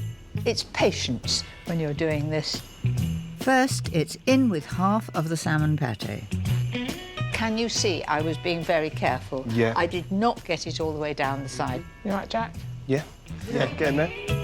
Now for that wonderful bright green mix. That's be nice and neat as well, Mary. It's got to be nice and neat. Would you say he's the sort of neat person? No. No. Speak very highly of me, don't they? You put in the last one. Okay. For the final layer, top with the remaining pâté and smooth out evenly. He's done all right, hasn't he? Is it looking neat over there, Jack? Give it a good go. I'm quite happy with that. You're happy with it. Yeah. Well, am I happy with it? I am. So I'll just do a little bit of it. You see, carefully folding it over. Then, if you take the paper over like that, and press down because we don't want any air gaps in. Press it down. That's Wow. absolutely perfect. Jack, I think you should be jolly proud of that, don't you think? It's well done. It needs to be chilled now for a few hours, so Yes. put that in the fridge. Jack's masterpiece needs at least 5 hours in the fridge to firm up, and then it's ready to serve. Give it a bang, turn it out like that. Then the paper should help. Wow, that's good. That's amazing. See how gentle I'm being? At the bottom, a sawing action. Double the amount of salmon because it's the end piece. Mary, can I have the end one, please? He's a bit of a cannet, isn't he? Jack, it's all yours. Remember the sawing action. Yeah. It looks so pretty, Mary. I don't want to ruin it. Oh. I'll have this one, guys. That's you did. lovely. Is I've it? never had salmon before. and that's- But you've never had salmon before? No, never. You're a brave girl to try So it for the it's first actually time. lovely, thank you. Tip top. Tip top. When this is all laid up and your mums walk in, what do you think they'll say? I think they'd be shocked. I think that's Yeah. come out of the packet probably, wouldn't they? It's brilliant. Oh, they'd never believe I'd make that, ever. No. No. And I hope you'll be very proud. And also certainly it will will. set you on to enjoying cooking. Absolutely. Yeah. Thank you. So what do you think of that I now? think it's amazing. Hard act to follow. While Jack basks in the glory of completing his starter, Mary's celebrity helpers are on a mission to find the perfect chocolates for this family's surprise festive feast. Ta-da! We've come to the right place. Get it wrong, and it's not only Dame Mary Berry they'll be disappointing, but also 2 very special mums. No pressure, guys. Would you like to try something? Probably would, wouldn't we? Is it an all-in situation? Yeah, go for it. Looks like it shouldn't be too much of a challenge. Very nice. Warm and... We've got to think now, what would Mary like? We channel Mary. Are we thinking booze? Oh, 100%. Yeah, okay. Right, let's go crunch. Okay. I don't think I've tasted anything like that before. Oh, that's really spicy. Oh, it's crunchy. I wasn't expecting that. Oh, they look delicious. Can self-confessed cooking catastrophe Alex be trusted to give these truffles their festive flourish? Oh, and just let it dribble. Like a pudding. Right. Okay. Don't watch, Patrick. You're making me nervous. Back off. Right, here we go. Oh, that looks good. That looks good. That's the perfect one. Watch this now. Have you ever seen a better Christmas truffle? I genuinely don't think I have. That's one thing ticked off the list. Best day ever. Back at Mary's, there's a small matter of the main course. James, I'm going to put you through your paces. Oh dear. And James is taking the reins. And he needs to pay attention to pull off this magnificent centrepiece. A scrumptious clementine glazed ham served with crispy garlic and rosemary potatoes and a double mustard sauce. You just watch what I'm doing now and you're going to help me. Okay. You're not nervous at all, I'm not are nervous. you? I'm excited. I'm buzzing for it. The gammon joint has had its 2.5 hours in the oven and has been left to cool slightly. God, come on, can you lift that? Just you see how heavy that is. Cool. It is heavy. It smells nice. OK, on the board. It's certainly handy having some extra muscle in the kitchen. It's lovely and tender. There it is. Before this beautiful ham gets its glaze, the skin first needs to be removed and the fat scored. I'll hold it steady for you. Okey-doke. And this is my arm, I wish to keep it. So just do, not too far down, just into the bottom of the fat. Okey-doke. What do you cook then at home? I mean, I am good at beans and toast. Really good. If you want me to cook your beans and toast one day, Mary. I can't really believe it. He looks pretty fit on it anyway. I think does he go home to mum? Sometimes. With the fat scored, if you can move that to the back for the moment, we can get on with making this sticky, sweet glaze that makes this ham so sumptuous. Add 4 tablespoons of thin-cut marmalade into a pan. I love marmalade. Add 4 tablespoons of water and a clementine sliced into discs. You've really got to show your skills. Now, that knife is very sharp. Do you think he'll manage it? I want 4 slices, and we don't use the ends. Okay. And you go across the grain. Yeah. I want discs. OK. Did you see? OK, go on. This is your time to shine, mate. Right, while you're doing that, I'm just going to whisk this up. Oh, for goodness sake. I said across the grain. Isn't that sweet? I meant across in slices, so I had discs. So we just pop those to one side. Right, let's do another one. Another orange. How many oranges we got? Nice and neat, even. It's jolly good that this is a practice run. Oh, that's very good. Perfect. Yes. Now, it's all dissolved. OK. So I'm going to gently put this into poach. So, James, are you likely to be on duty on Christmas Day? I was last year. My Christmas consisted of working on the motorway and eating a burger out of the burger van for my Christmas dinner, so different, yeah. So this time, with a special party, will be better. Absolutely. Yeah, it'd be amazing. Now, this is you can see it's bubbling away here. Once poached and glistening, it's time to lift out the clementine slices. Now, look at that lovely shine. I bet James's don't look like that. Actually, he sliced them rather well. Yeah. A touch more heat and the glaze is done. You can see now it's syrupy. Look, watch as it drops. Whilst James and I finish the ham, that is ready to have its glaze put on. I've got a brush to do it with. Jack can make a start preparing the potatoes. We're not going to do traditional roast potatoes. We're going to do something a little bit smarter, taking little baby potatoes and cutting them into 4 slices and roasting them with garlic and rosemary. Lovely. It's delicious. Will you supervise it? Yeah, I'll keep an eye on them. That's what I always have to do. Am I to do all of these potatoes? You're going to do all the potatoes. Looks good. Smells good too. What makes this ham a real showstopper is adorning the top with clementine slices. I just hope James is up to the task. They are slipping off. Can you put some cocktail sticks just to make them stay still? Well done. That's it. I do want your aunt and your mum to feel that you've really made an enormous effort, and this is going to look really beautiful. It'll be shiny. A sprinkle of demerara sugar for extra crunch. The lean part of the meat, I don't want it overcooked, so I'm going to put a bit of foil around it. This will all get gloriously brown, and we won't overcook the meat. Right, OK. The potatoes just need a drizzle of oil. Not over me, please. Oh. Oh, that's it, mind your fingers. And a bulb of garlic cut in half. That's perfect. Yeah. These will all get beautifully soft, and at the end you can squeeze that. Do you like garlic? I love garlic. Yeah, I love garlic. Then the ham and potatoes cook together for 30 minutes in a 200 fan oven. We want a nice sauce to go with that, and so we thought a mustard sauce. I've got grainy mustard here, and I've got Dijon mustard. We're simply mixing together 400 grams of creme fraiche. That's it. 2 teaspoons of whole grain mustard. That's a bit generous one, a little bit less. Yeah. And the same of Dijon. Salt and pepper.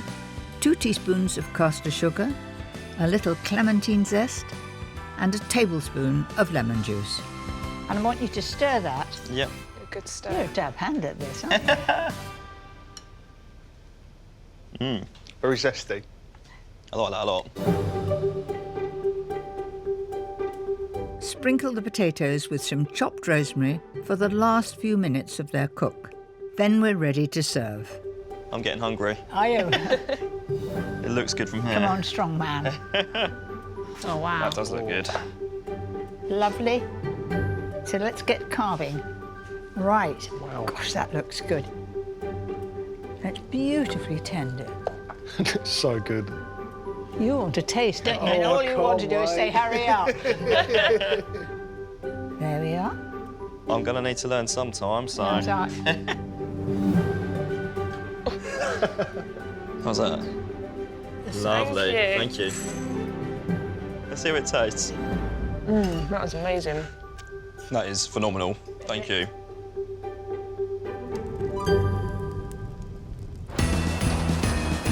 With chocolates under their belts and belts loosened, Alex and Patrick need to ensure their family's feast has plenty of festive tipple.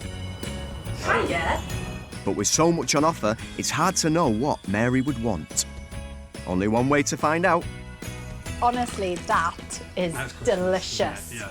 That is coming with us. Oh, well, cheers. Chin chin. Oh, it's fiery, isn't it? Shot after shot of that. That's delicious. I mean, that smells like Christmas. Christmas in my house, we used to get a stocking in the morning, and it was always a couple of tangerines. Well, Mum still dries oranges, you know, slices in the oven to go on the roof or whatever. Does she? And the house smells Fresh, like nice. this. Lovely. That's lovely. Right, grab a basket. Come on, let's fill it. Right, here we go. This is the ginger wine. Ready? Okay, start with one of those. Oh, no, we'll have a couple of those, shall right. we? Oh, yeah, this is the one we want. Irish cream. Counts. This is the blood orange. There you go. All right, hang on. Raspberry liqueur. Yes, please. Okay. Have you got a credit card?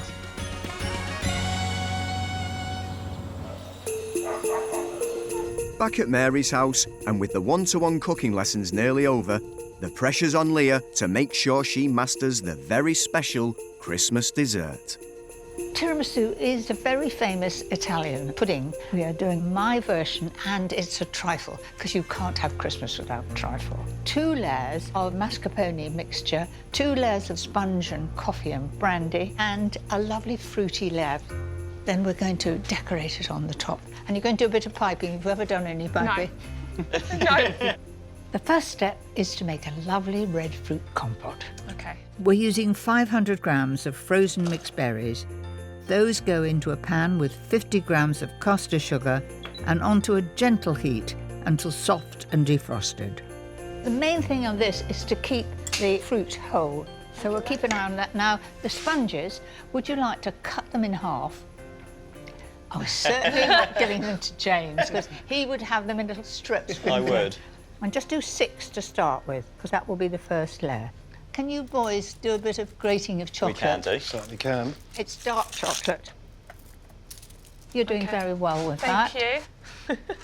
So you're quite close to your mum. Yeah, we're really close. During the pandemic, you were separate, of course. Yeah. So I was classed as quite vulnerable, so I couldn't see anybody. That was really difficult. You know, when you're used to spending time with people, you know, seeing them regularly, not even, you know, just to pop round for a cup of tea. That was really difficult, yeah. And how long were you apart? God, months. It was months, wasn't it? So, yeah, a long time.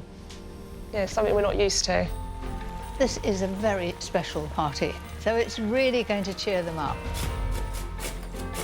We're doing a good effort there. It takes 2 to grate chocolate. I've never grated chocolate before in my life. I usually just eat it. Right, the fruit's just right, bubbling a little bit. So I want the juice separated from the actual fruit. We let the fruit go into the sieve. Oh, it smells good. I'm mixing together a heaped tablespoon of corn flour with 2 tablespoons of cold water and adding it to the glorious ruby red liquid, then back onto the heap to thicken up. Very important to keep stirring until it's smooth. Right, so don't leave it. Don't leave it, don't go and answer the door. Now it's really thick now, can you see that? Yeah.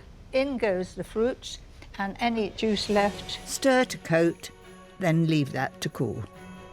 This is a very indulgent dessert, and to make it so rich, we are doing a mascarpone layer. Mix together mascarpone cheese, 250 grams.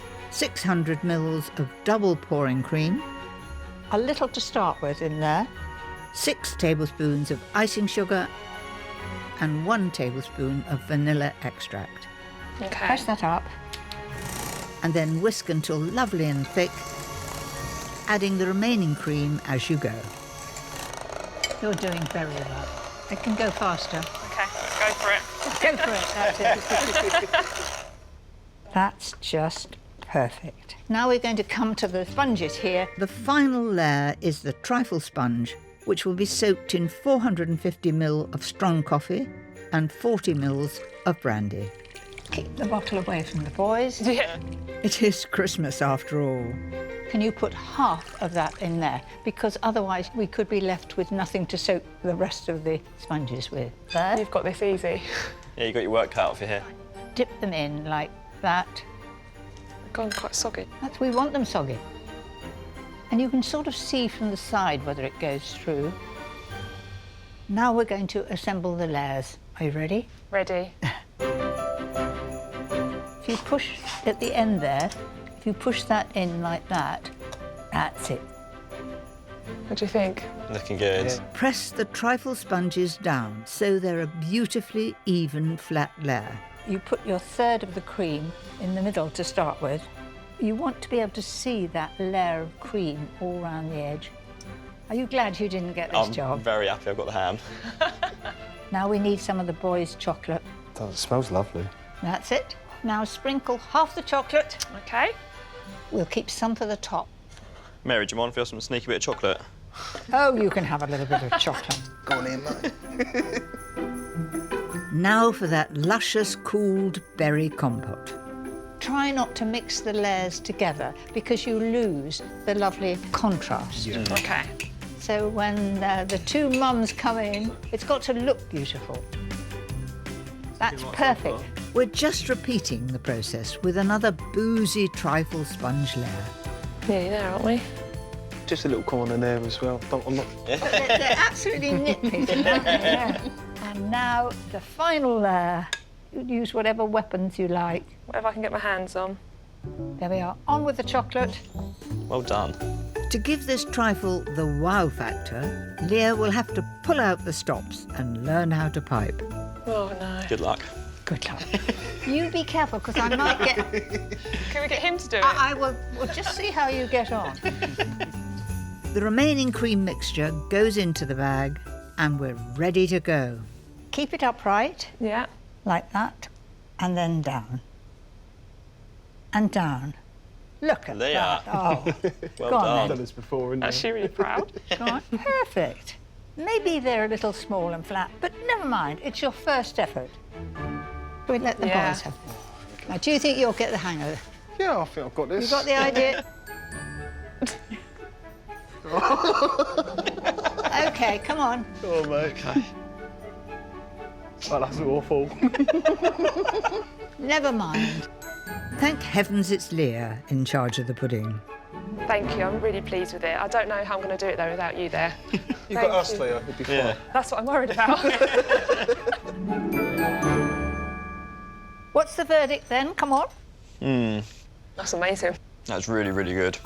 I can't believe I've been cooking with Mary Berry. It's been the most surreal experience of my life, and I've loved every second of it. Sponge. So good. I must say, today's a once-in-a-lifetime opportunity.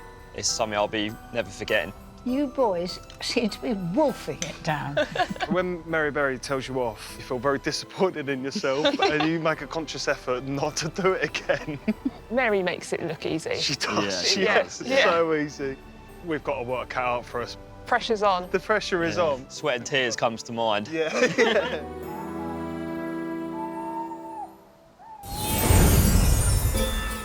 The feast is fast approaching, and it's time for the beginner cooks to practice the recipes without Mary.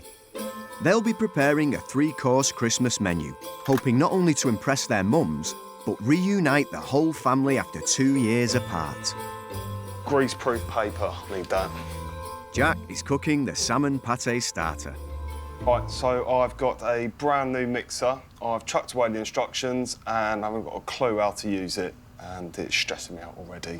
To settle their nerves, Mary has sent them each a message. Good luck, Jack. And don't forget the sprig of dill at the bottom, so when you turn it out, it looks most impressive. James, I don't want to see any clementine wedges. I want neat little slices. Leah, good luck with that tiramisu trifle. Follow the directions to get the layers right. We've got each other. Yeah, we've got each other. We'll be all right. Just got to chuck a bit of butter on the foil, salmon on, chuck in the oven for 15 minutes. How hard can it be? Is that a knob of butter? James and Leah are practicing together in Leah's kitchen. Right, gammon time. Oh, getting Christmassy. Almost gone absolutely everywhere. But James is already taking shortcuts. I don't understand why you're just not cutting the corner off. Leah has made a start on her dessert. That's not looking good. Why has it gone so hard? This is very stressful. On a scale of 1 to 10, how do you think it's going so far? 2. It's not going well. Oh, I've got to put salt and pepper on it and a bit of dill on top. Right.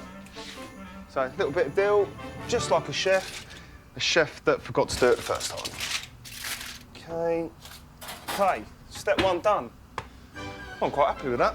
My mum would not believe what I'm doing at the moment.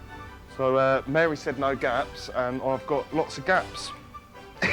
It's looking a bit like that meat dress that Lady Gaga wore. Yeah, apart from that, it's going great. It seems the cousins are all experiencing a few wobbles when it comes to following their recipes. Do you know what I think's happened?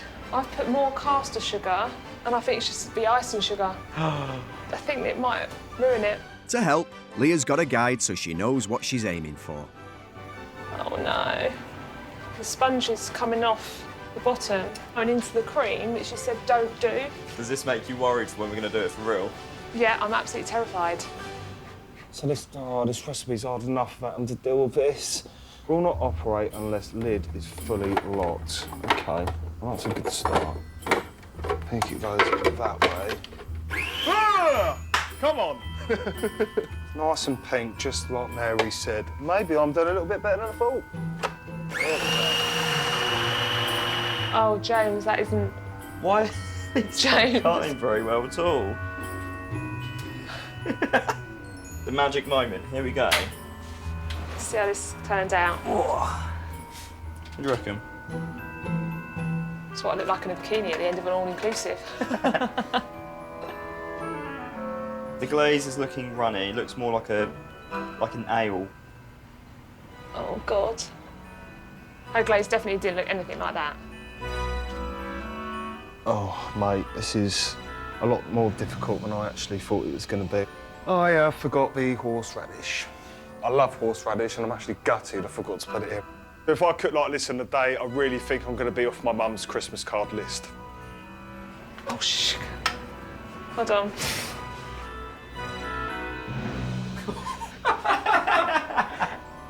Oh, no. That looks terrible. If I do this on the day, then I'm going to be really disappointed in myself because I want this to be amazing. Oh, no. Oh. It's not quite how Mary done it. OK, let's give it a go. To be honest, I don't actually think it's too bad. That's lucky, James, because you're going to be eating it all week. Oh, dear.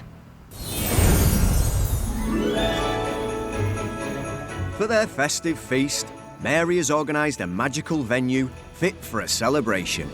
Leeds Castle in Kent. And after a week of practice cooking and eating tiramisu trifle, James, Jack and Leah are ready to try and pull off a Christmas surprise.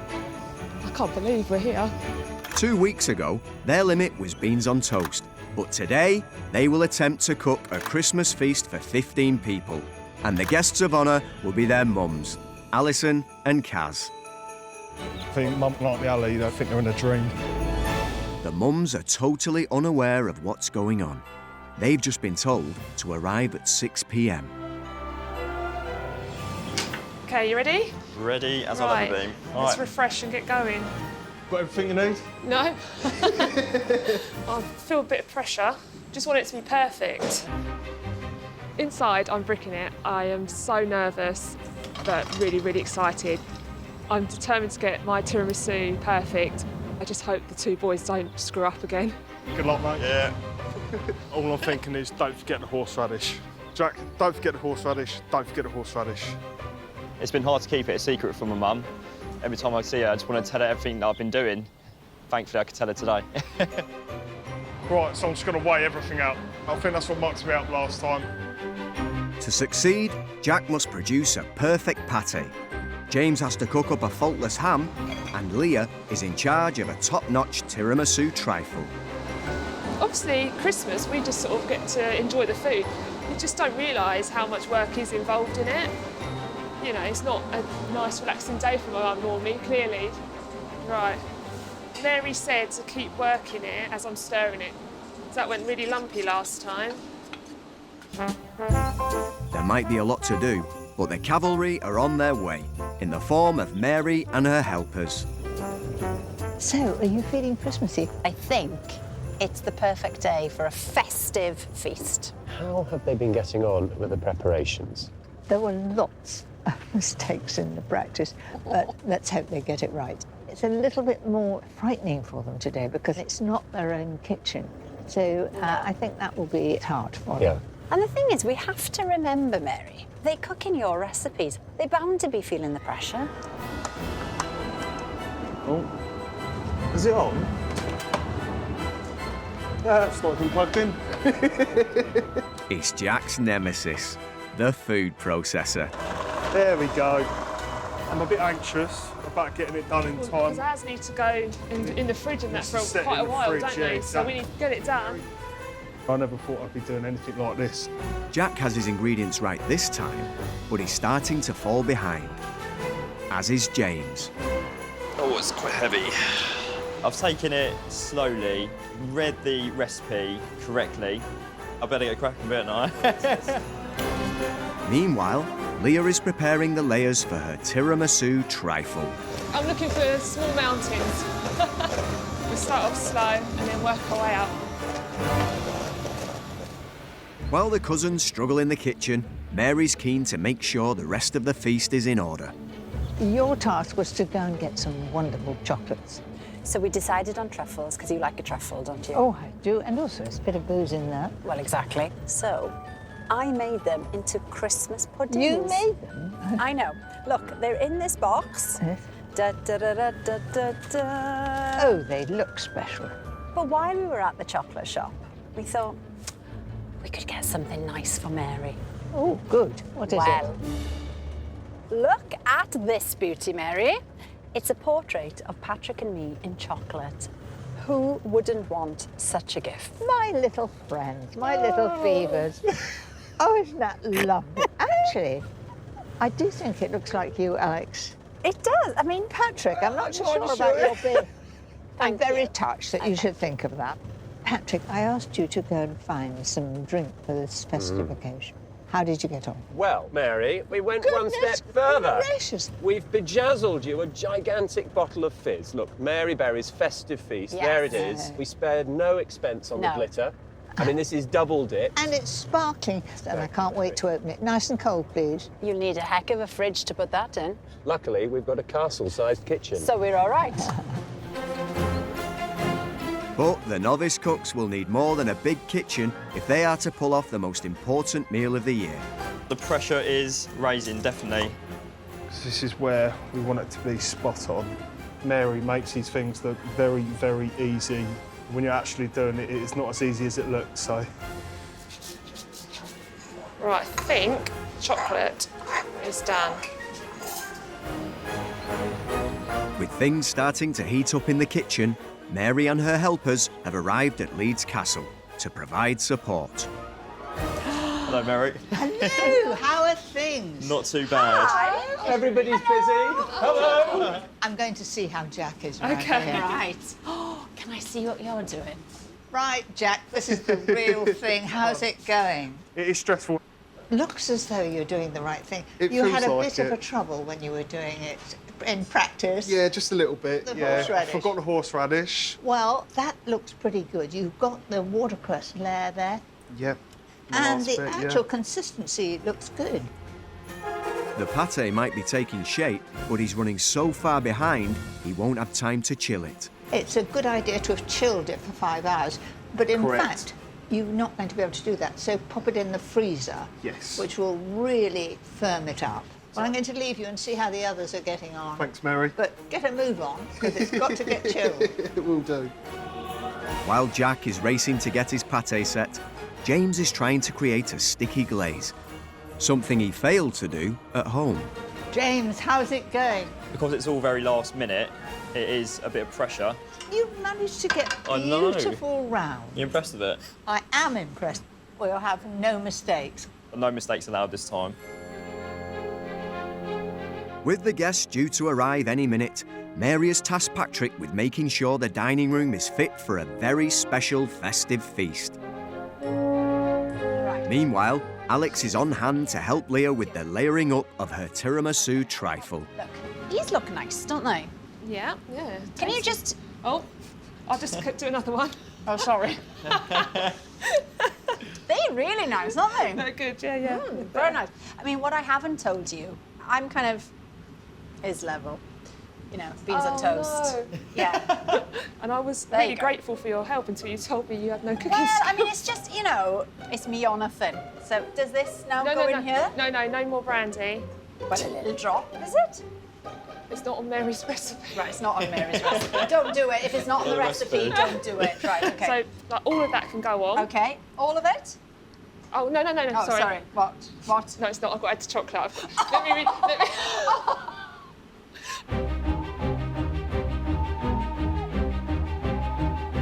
Any mistakes now could put their night in jeopardy, as the guests have already arrived. Have you done much piping before? Just realised the time. Bit of a rush now, coming to the end. Definitely feel the pressure. We do have a time that we're going to eat. So, let's go. I'm worried. Got to move on.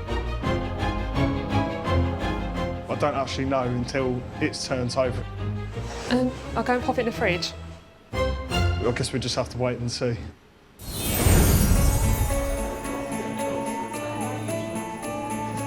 After 2 weeks of hard work, the big moment is finally here. Isn't this lovely? And after 2 long years of separation, it's time to surprise the unsuspecting guests of honour. Ladies and gentlemen, please welcome Kaz and Alison. Come in, come in. Come through. Everybody's here. Oh, wow. Look, all your family. I recognise you. You kept that all secret, haven't you? How did you manage that? We've got a superb feast set up for you. Oh. Oh my God, I can't believe this. This is a dream come true, isn't it? Rachel. Oh my God, and there's Ryan. Paul. Well, your wonderful children thought it would be a perfect opportunity to get you all back together. And they have made everything that you are going to be eating as well this evening. Oh, no. Honestly. You look, is that a good thing? It was going so well. Let's get them through with the dishes that they've prepared so carefully for you. Chefs, come on in, please.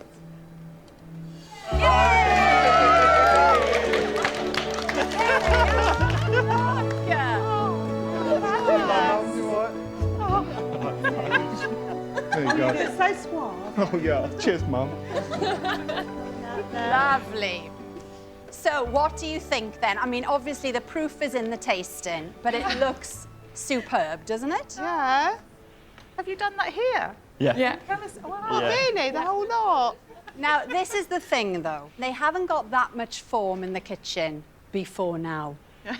And it's because they've had a very, very special teacher. And she is, of course, none other than Dame Mary Berry.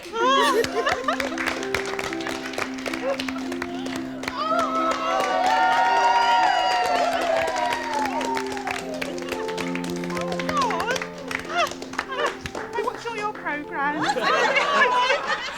Alison and Kaz, I think you're going to be very, very proud. I am. They have done wonders. All for you. Oh, this is amazing. I can't believe it.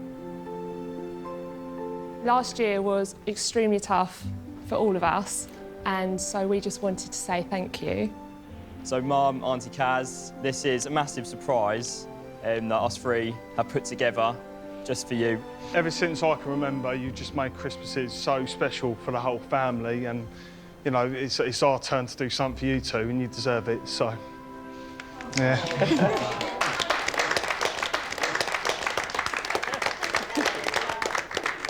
Don't they look gorgeous? Have you ever seen them scrubbed up? Yeah, I know, they do. Look at James in his bow tie. Before the feast can begin, there is just one thing Mary is keen to see. I think we should check the patty. It looks so professional. After you, mate. Well, I did make it, so. It looks so good. Right, let's just have a... Oh, you did it, James. Come on, let's just have the a one look. I've done, Mum. Let's give this a go. OK, just how Mary taught me. Nice and slow. Sawing action, very gently. Mary did say whoever gets the end bit is lucky because they get most of the salmon. That's it. There we go. So if I just pop that there.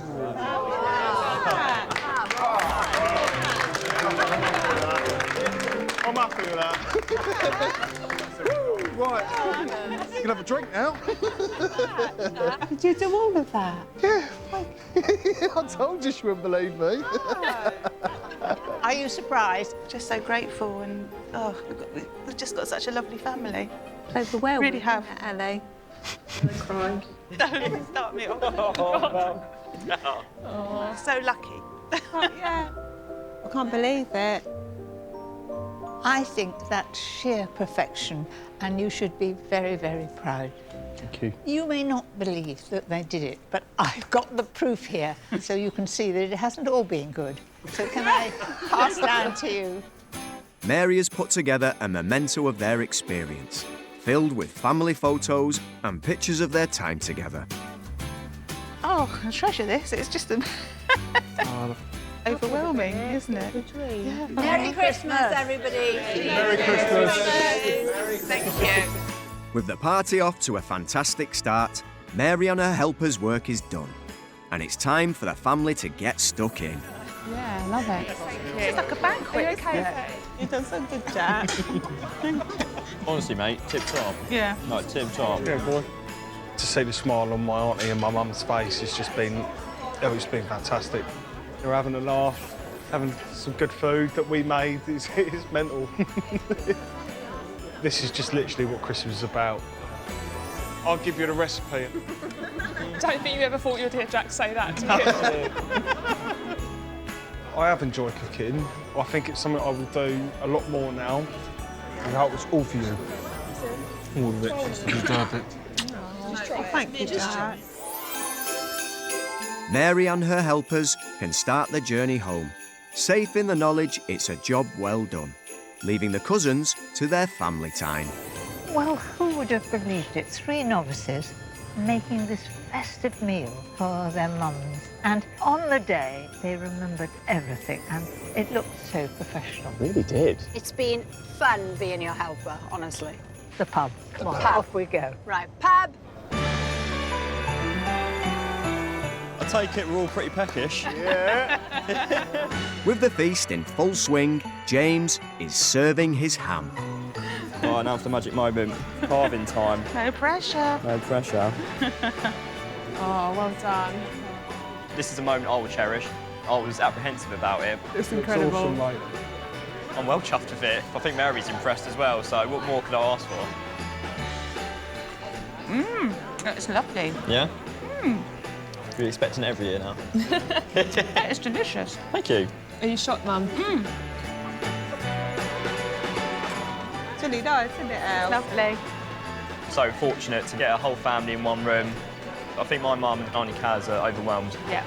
It literally is the best Christmas of all time. It's a pudding. Hope you enjoy. Yeah, it looks great. This reminds me of Christmas time. It's lovely. Well done. Thank you. It's just been an incredible experience. I can taste the brandy. Can you? When they process everything that's happened today, they still won't believe it, I don't think. Do you think those chocolates are real? All done real. Oh, she kept saying they were fake. You do know you're at Mary Berry today. Everything's real, mate. Don't. Everybody, I'd just like to propose a toast to Jack, James and Leah. I can't believe it. You've just done amazingly well. And we're so proud of you all. Been the best evening ever, isn't it? It has. We'll never forget it. Never. So. Cheers. Cheers to you. Cheers. Merry Christmas. Merry Christmas. Merry Christmas. You're right, Mum. For us to be together, it just means the world. I can't believe the children have done this for us. Cooking with Mary Berry, well, that's a dream, isn't it? A dream come true. This is just topped any Christmas we could ever have. We'll treasure this forever. Yeah. Same time next year? Yeah. Merry Christmas. Merry Christmas.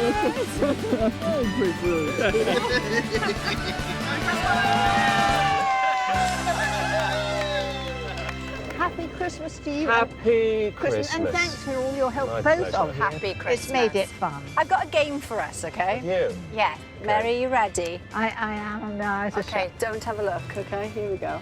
Right. There you go. Male or female? Female. Present or past? Oh, it's sticky. Present. Oh, present. I'll give you a clue. But is it a good clue? It's a good clue. Okay, this should give it away, but it depends how many of these we've had. Yes. All I want for Christmas is you. Well, you can have me, I'm free.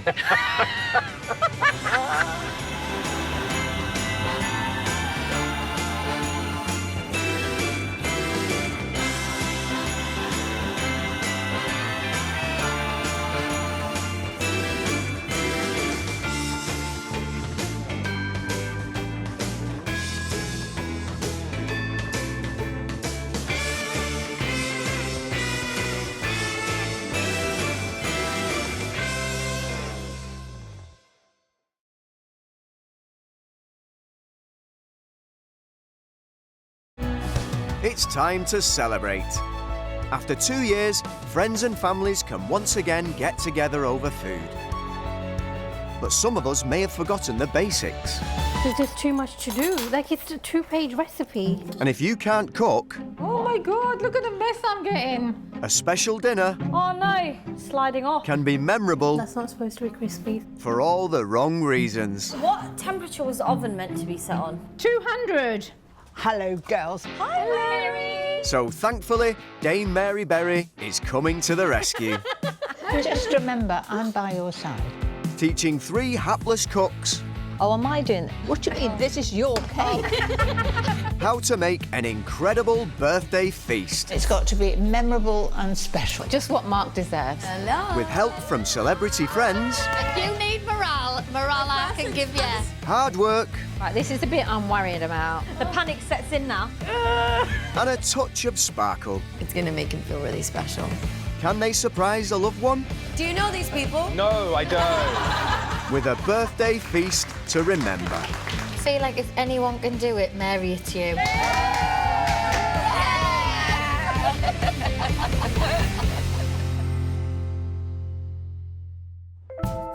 Mary Berry wants to share her passion for cooking and teaching to help 3 inexperienced cooks throw a surprise feast for a very special family member. And she's enlisted some support. How lovely to see you coming out of the cold. TV presenter Scarlett Moffat Jeanette, welcome. Come through. and Strictly's It Takes Two host Jeanette Manrara. So, Mary, we are here. We are ready. What do you need us to do? I've been asked to help throw a surprise 30th birthday party, and it's going to take the form of a feast. Lovely. It must be fabulous, Yeah. because the birthday boy really is a very special person, and there's lots to do.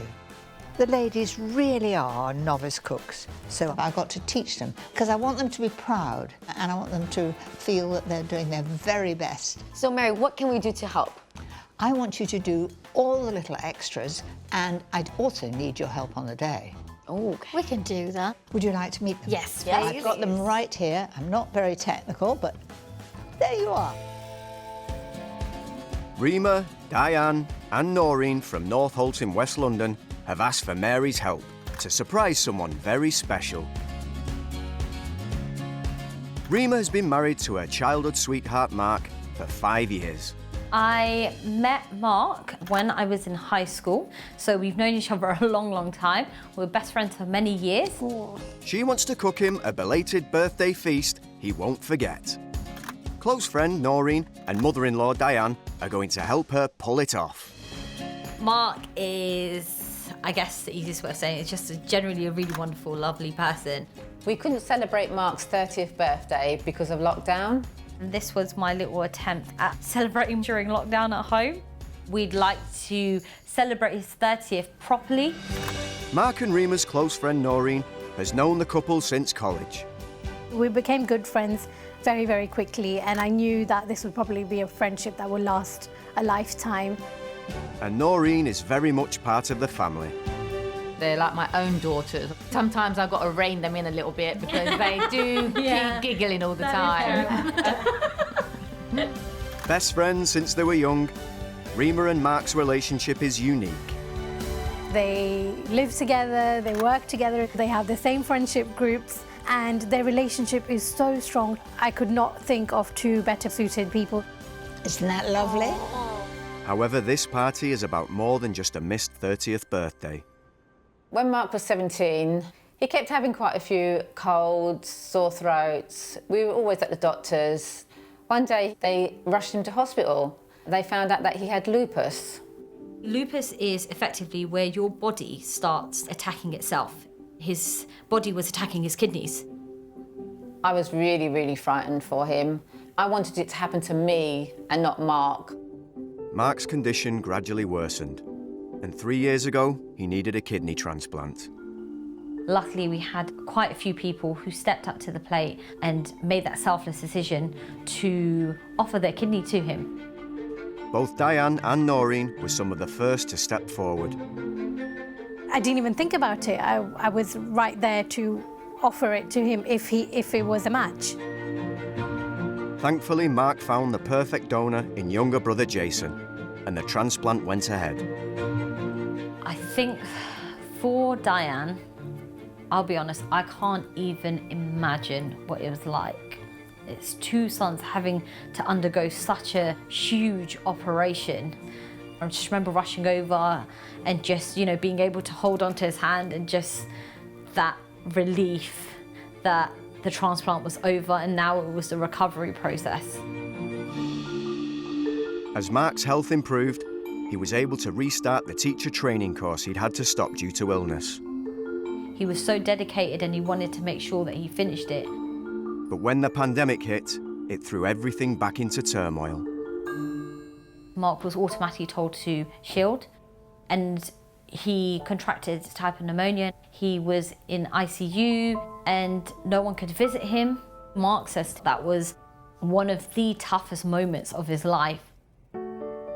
After a 2-week stay in hospital, Mark returned home and put all his energy into completing his course. It was really tough, but he was so determined to get to where he wanted to be. He was able to do it, and he's now working at the same primary school he once attended, and he's now teaching the future generation of kids.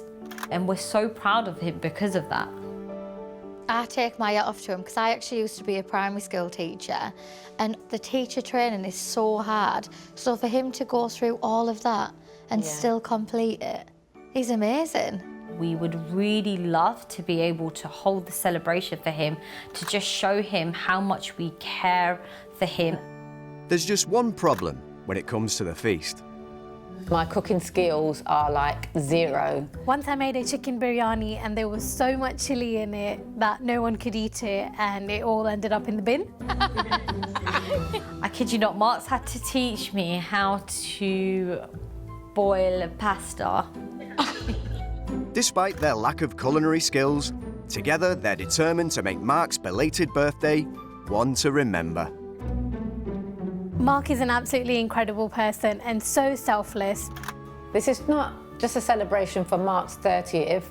This party is for everything he's been through and everything that he's achieved. I am absolutely ecstatic to surprise Mark with this and hopefully give him the celebration that he deserves. Wow, what a beautiful They're very family. devoted. Yes. I had a lump in my throat when they were talking. I thought, he just sounds wonderful. And we have to give him a big birthday We do, he feast. deserves it. And I feel like if anyone can do it, Mary, it's you. You can. I need your help, I can tell you. As long as I'm not too close to the kitchen, though, I'm not a very good cook. You're going to have to pull your socks out. You've got to encourage them. I did attempt to do a Easter-themed cheesecake in lockdown, Right. and it tasted amazing, but it looked like something that got run over. Are you ready? I don't know if you are. I'm not very often speechless, but I mean, I wouldn't have taken a picture of it. It was so bad. I needed to keep the memory. She's absolutely destroyed you. Mary Berry's just destroyed. No, but seriously, you are there to help them. So don't show them any I samples. won't show them that photo. No. Okay. Right. Before we get to the feast, I need you both to go out shopping. Mark really likes cheese, so if you can go and find a selection of cheeses, he'll be thrilled to bits.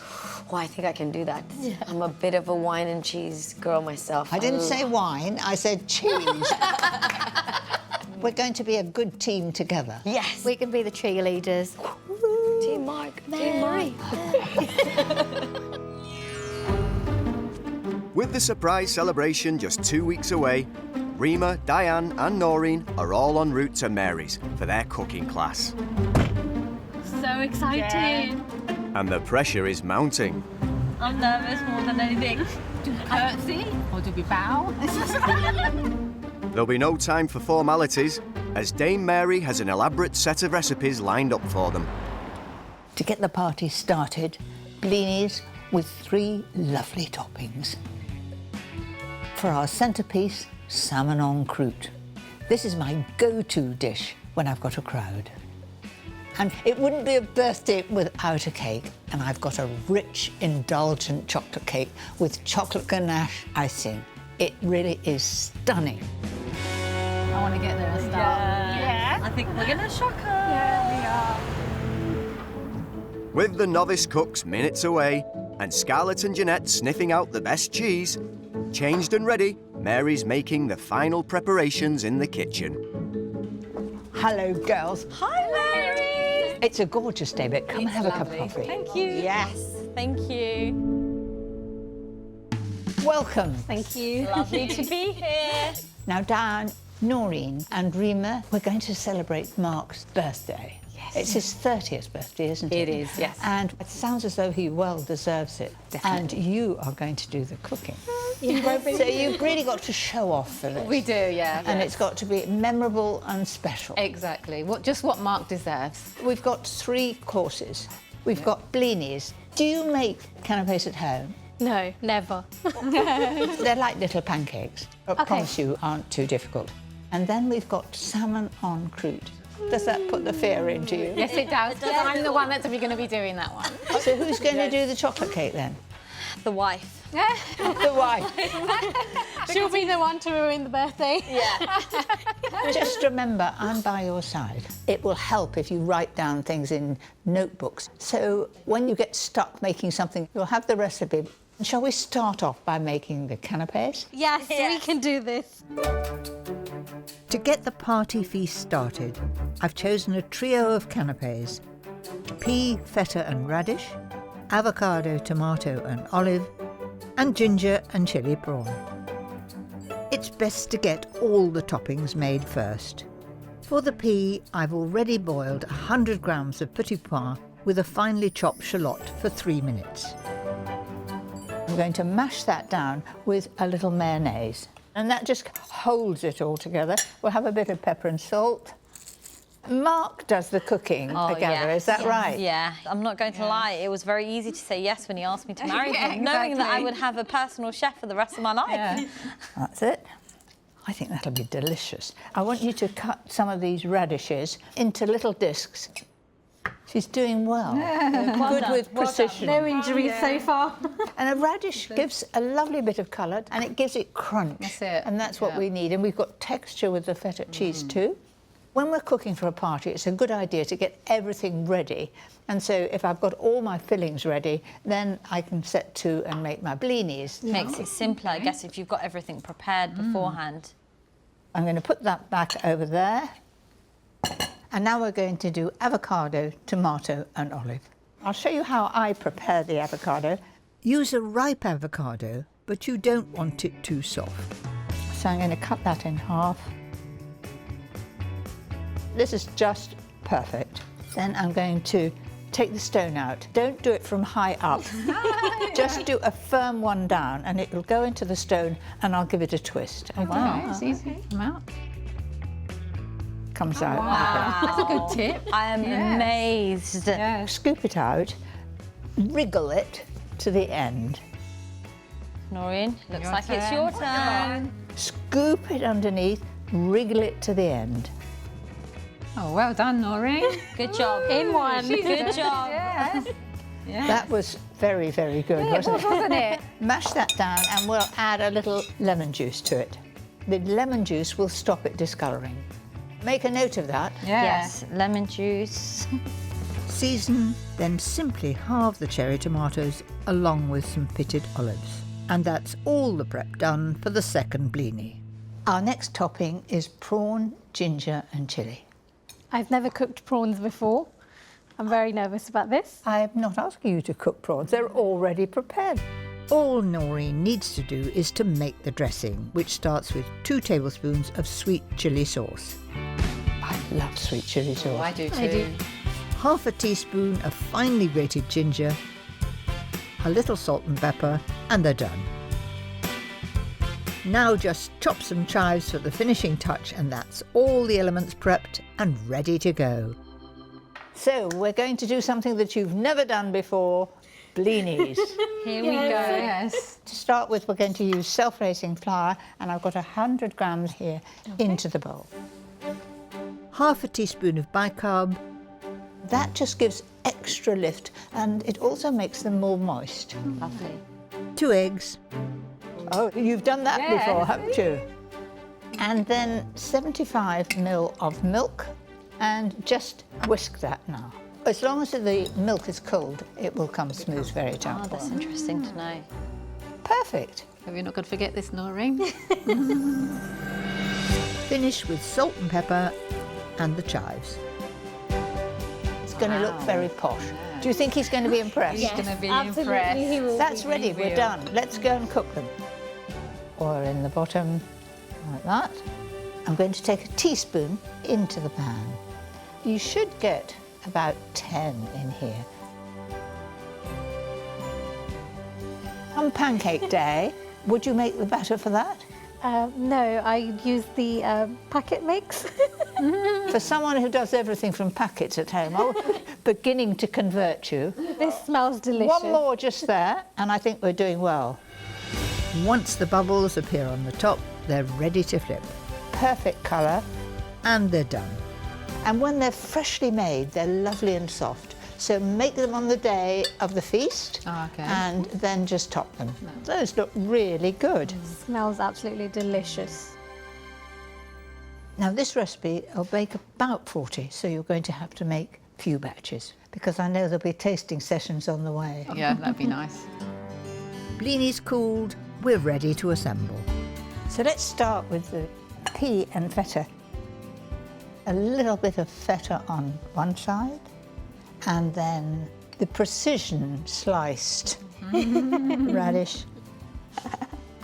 Moving on, we have the olive, avocado and tomato. I'm going to do just one. On one side, I'm going to put a bit of tomato, and I like it with the shiny side. That's it. Oh, lovely. Right, over to you. For the final canapé, Noreen is taking charge. She just needs to spread a little cream cheese as a base, top with one of those beautifully fragrant prawns, and sprinkle with chives. She's certainly set a standard. She has, hasn't she? Yeah. What do you think will be Mark's reaction? He will be so surprised. Exactly. Yeah. It's got to look beautiful. Yeah, exactly. Tell me what it's like. All in one? All in one. Oh my God. Really nice. That is incredible. Well, it's over to you when you get home. Get practicing, get organised, do them in the order that I did them, and I think you're on to a winner. We've got this. Thank you. Standing next to the legend, I was surprised my legs didn't give way. Mary makes it look very, very easy. I don't know what I'll be like on my own, and also making a batch, but as long as they're edible, that's all I'm aiming for. While Noreen's hoping to surprise Mark with edible canapés, Scarlett and Jeanette are on the hunt This is exciting. This is exciting. for an extra special dinner course. Hi, welcome. We've been sent here on a mission because we're doing a surprise 30th birthday for a gentleman who is a massive fan of cheese. And word on the grapevine is you've got great cheese. Well, you most definitely come to the right place. We make our own cheese with milk from the family farm, and we do it by hand. We do it the hard way. That's impressive. Yeah. I feel like though we need to like try before we buy. Yeah, you got to try. Yeah, so if we could have some like free cheese, that would be wonderful. That's no problem. Yeah, of course. brilliant. That's exciting. Would you like me to show you where we make the cheese? Yes, please. Oh, yes. Do we get to wear some like sexy cheese making outfits? Definitely. It's going to give Strictly a run for its money. Follow me. Ooh, what a day! Whoa! That's amazing, isn't it? Just a room of cheese, that's dreams. This is our cheese highmore, and this is it when it's very young, and as it gets older, it develops these orangey, yellow, peachy, apricot colours. So it's like baby cheese, toddler cheese, adult cheese. Up and leaving the nest cheese, exactly. Oh, I love it! What is it saying to? Eat me. Eat me. The cheese has spoken, but will Scarlett and Jeanette listen? Back at Mary's, Diane is all ears as she steps up for her salmon en croute cookery lesson. How confident are you? I don't cook at all at home. My husband cooks. So what do you do? I relax. Yeah, I wash up. Well, there'll be a mountain when we finish. Yeah, that's so thank you fine. very much. Right, salmon en croute is something I do when I've got a gang of people coming around because I can prepare everything ahead. I know it's delicious. I can make my sauce, and that's exactly what we're going to do. Sounds perfect. So shall we get going? Yeah, let's start. First of all, we're going to chop dill. Take the stalks off. Do you for trust me chopping those? I do. Yeah. Yeah. Is that okay? No, it's certainly not. No. Now look, would you like a huge bit of that in your mouth eating it? No, I wouldn't. Mark will complain because he would. He's a bit of a chef. Exactly. Let's see how we go. We've got to. Oh, okay. Ah. Now for the vibrant filling. We're mixing 180 grams of cream cheese together with 1 egg yolk and adding it to 225 grams of wilted baby spinach. Are you keeping an eye on the recipe? Yes, yep. So if I go wrong, it's all your fault. Exactly, yeah. Season and stir it all together. Now we come to the assembly of this. First of all, I'm going to put half of that dill in the sauce and half here. So if you just sprinkle it there, that's it. I think we'll put a bit of seasoning on the way up. So I'll just put a little bit, especially around there. Then we're going to put the peppers. Those are the char grill peppers, came out of a jar, and they are already chopped up. So you put a layer of those on. Yep. Do we need to use all of them? Absolutely. Yeah, okay. Waste not, want none. Yeah, exactly. That's it. And then we come to the spinach. I think that looks good, don't you? You can imagine the interest. As you cut through, you get these lovely colours coming through, lots of flavour. Oh, Mark's going to think this is delicious. He won't think his mum's done anything. I love spinach. I do too. But if you didn't put it in with a little bit of egg yolk and something to combine it with, it would just be wet out and it would all pour out. For me, you being here showing me how actually to do that. I'm amazed that we've got this far. All that remains now is for us to encase it in pastry. I'm going to roll the pastry to about this size. I'm going to put a little bit of flour underneath, evenly. Then I'm putting my pastry, and it's nicely chilled. Now this is bought puff pastry. Right, I do not make puff pastry, and I'm absolutely sure you don't. I don't, not at all, no. Right, and I'm going to take a rolling pin and flour the rolling pin. I know this might be a silly question. Do you use any flour? Doesn't matter. It doesn't matter. Self-raising, plain. If you use brown flour, it'll look a bit flecked. Oh yeah. So right. Okay. So my aim is to keep it to this shape.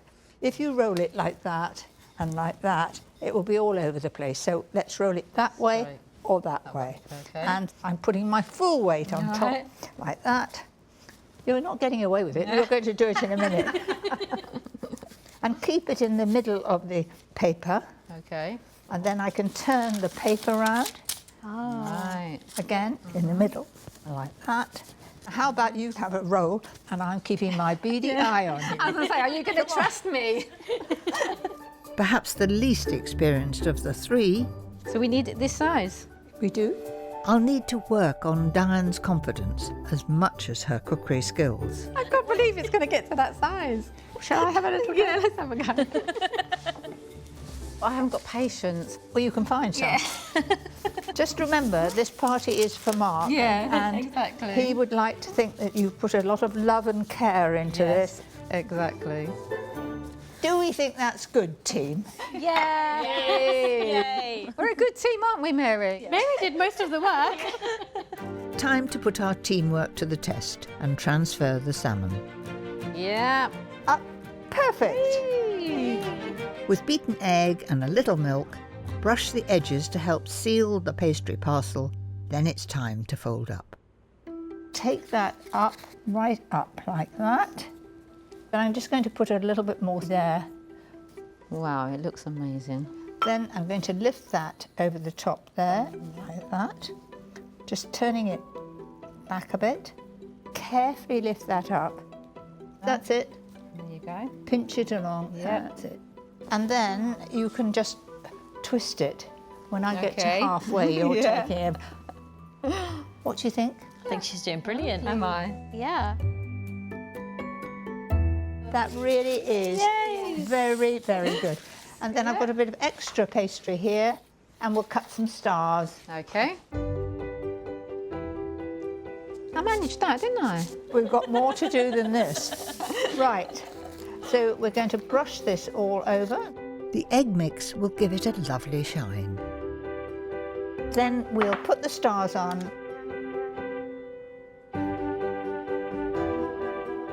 That just needs half an hour in the fridge to chill. Enough time to make a wonderful herb sauce. Let me give you the parsley to chop. I'll do the chives. We're sharing our bowl, aren't we? Exactly. For the base, I'm using 200 grams of full-fat creme fraiche. In goes the salt, in goes the pepper.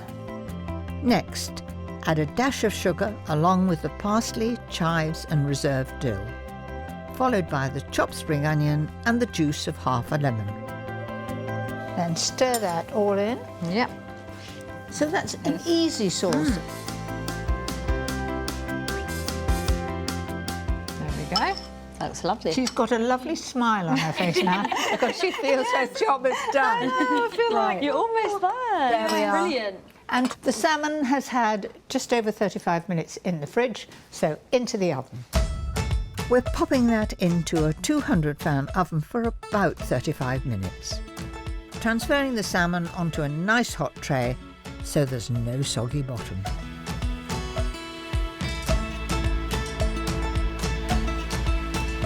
Let's have a look. Gosh, it's a good colour. It looks lovely. Oh, wow. How about that? It looks gorgeous. Amazing. Yes, amazing. Really I'd love is. to present this to Mark. It would be, yeah. Do you think he'll be thrilled? I think he will. I'm a bit nervous about doing this at home now. It's just But you've done it so beautifully. I know, I'm here under your supervision. Oh wow, look at those layers. I think the sauce complements it really well. Really nice. That's incredible. I think Mark's going to be proud of his think mum, so. don't you? Yeah, I think so. Cooking with Mary Berry was really easy. I've learnt something and I feel I can go home and practice. It'd be a challenge, but I'm going to do it for Mark. Mary's chief tasters are still on their savoury search. And with 3 organic cheeses to choose from, they better get sampling. Oh, wow. I'm so happy right now. I'm going to start with this one, which is actually a triple cream cheese. Triple cheese? Triple cream cheese. It means we add cream to the making of the cheese. That is beautiful. And this is what's called a washed rind cheese. We wash it in brine. Washed rind cheeses are traditionally really stinky, but they're quite mild in flavour. So quite potent, that one. Yeah. Oh, yes. Oh, yeah, I can smell it The now. interesting thing about cheese is what you smell is not what you taste, unlike wine.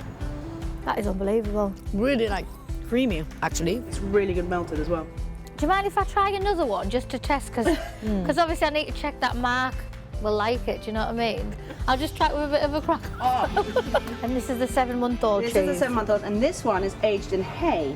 It's literally hay. It's literally hay, so... Oh, I thought it was a place. No. I thought you meant you take it to here and then bring it back. You can actually see it. Yeah. That's amazing. Oh, I'm excited for this one. Oh, that's good. Let's give it a go. Oh, yeah. I'm going to eat a bit and close my eyes. You know, so that, because if you take a sense away, it heightens your other senses, doesn't it? Does it taste better? Yeah, I'm getting like cheese. It's lovely. I think Mark's gonna love this. Yeah. Do you think we should just take one of each? Because they're all amazing, aren't they? Couple of each. Yeah. But it's a big birthday. Have you got anything, do you know what I mean? Like, da-da! Big! We can do one of these in 2.5 kilos like this. You want to do a big one? Even bigger. Okay, we got to sort it. We can do it. Mary is going to be so happy with us. With the cheese course carefully selected, Mary just has one final dish to teach her trio before they're on their own. And this one needs to be a real showstopper. Rima, this is your birthday cake you're going to make. Have you made one before? No, not even a cake. Not even a cake? But Mark, bless him, has always tried to make me something on my birthday. That's why I'm really looking forward to doing this for him as a way to repay him for all the years of cakes, brownies and all the other treats he's made me. I've heard that Mark likes chocolate. He loves chocolate. So it has to be a chocolate birthday cake. Really rich, lots of icing. When you look at it, it has the wow factor. I've got the recipe here.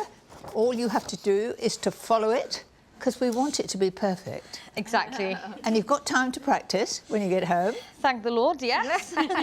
Right, so I'm going to make it very chocolatey with cocoa and pure chocolate into it. wow. So to start with, I've got 50 grams of cocoa. In goes the cocoa, 6 tablespoons of boiling water. Then I'm just going to mix that together, and that will be a paste. Doesn't look too hard. I think I'd be able to manage that. So far, so good. Yeah. Then I'm going to put 4 eggs in, or you're going to put 4 eggs in. There you are. Right.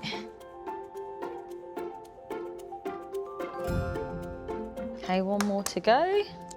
Then we've got flour. This is self-raising flour, and it's 175 grams of flour. No need to sieve it, just put it straight in on top there. 100 grams of baking spread, and that's straight from the fridge. Baking powder, a level teaspoon, and that is very important. If you put that much in, it would rise up and go down. So level is doing that with your finger. And that's called the all-in-one method, and for me, it always works. Then lastly, the sugar, 250 grams going in there, caster sugar. And I've got a mixer here. Oh, am I doing it? Oh, okay. Oh, yeah. Oh, what do you mean? This is your cake. So there you are. In straight and start slowly. That's it. I've never seen such a frightened look on anybody's face. It's all a bit terrifying. You can even put it a little bit faster. I trust you, Mary. I don't know whether I trust you yet, but... Rima should be pretty chuffed with that. Now she just needs to split her mixture evenly between 2 greased and lined 20-centimetre sandwich tins. She's managed not to dribble it all over the table. Good. Inside, I'm shaking. Inside, I can feel this going boom, boom, boom, boom on the side. Then just level that off. Always reminds me of my mother when I do that. We're putting them into a 160 fan oven, and they should need about 25 or 30 minutes. And now we'll make the icing. Oh, I thought you were going to say it's time for tea. Now it's icing, okay. It's chocolate ganache, and I've got 300 ml of double cream. I'm going to put that into the pan. Rich and delicious. That's just heating nicely. I want it to be very, very hot, not boiling. Next, it's in with 300 grams of plain chocolate. No need to use the posh bars with a high cocoa content. Then off the heat. The heat of the cream is enough to melt the chocolate. Move it round, and it's keeping it shine. Equal parts cream and chocolate. Ganache is rich and simple, perfect as a filling or topping for a very special birthday cake. I didn't realise ganache was this easy, So if I'm honest. Yeah. I What always do you thought mean it you was didn't hopeless. think it was as easy? You've never made any icing anyway. Well, that's the issue, isn't it? I've never tried because I've been so scared of the kitchen. Come on, give that a good stir until it's one even shiny chocolate mixture. Looks like chocolate sauce at this stage, but as it cools, it becomes a lovely spreadable icing. Oh, it's so good. Yeah, it smells nice. It does, yeah.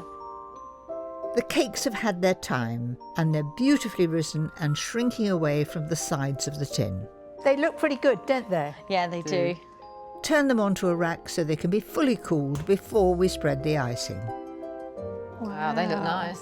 This is the most exciting part, Rima. We're going to assemble it and make it look immensely special. I've got a cake stand here. There it is. So to make this really special, some apricot jam, put that on, and you can imagine that that gives extra moisture to the cake. And if there are a few bits of whole apricot, I hope I'm the person that gets that piece. Then we come to the glorious icing. That's perfect. So if I give you a third, and remember, this is the middle, I'm going to keep 1/3 because we're going to decorate it with strawberries and those gorgeous chocolate balls at one end. Oh my gosh, the more the better. Yes. Just spread it round nice and evenly, and it doesn't matter in the middle whether you mix the jam with it. That really does look good. This is just chocolate heaven, isn't it? It's Ruby Mark's chocolate heaven. Yeah. That's perfect. And we lift this one on top like that, push it down, and I'm going to put another third on top. It's coming together so nicely. Yeah. Gosh, that's generous, isn't it? So we're going to spread that over. We don't have a professional turntable, but I'm just turning that round. I'm just eyeing up your technique. Now for the decoration. Can you cut some of those strawberries in half? Just like this? That's perfect. What we want to do is have a pile of these lovely chocolate balls and strawberries as well. I'm quite excited. I've put the remaining third of the icing into a piping bag so we can make this cake look extra special. And just do great big swirls around here. That's lovely. And all over to you. Oh gosh. Down on the top there. That's right. And round, round, round, round, round, and down. Does it look good from the side? It does, yeah. I'm just going to put these just down like this. Now what we're going to do, I'm going to sort of be like a wand. Oh, okay. A light drizzle of melted chocolate over those shop-bought chocolate balls will give it the finishing touch. Oh. Wow.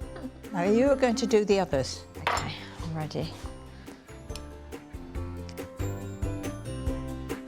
Do you know something? I think those thinner ones are better than mine. Well done. There you go. Right, so we'll pop those on.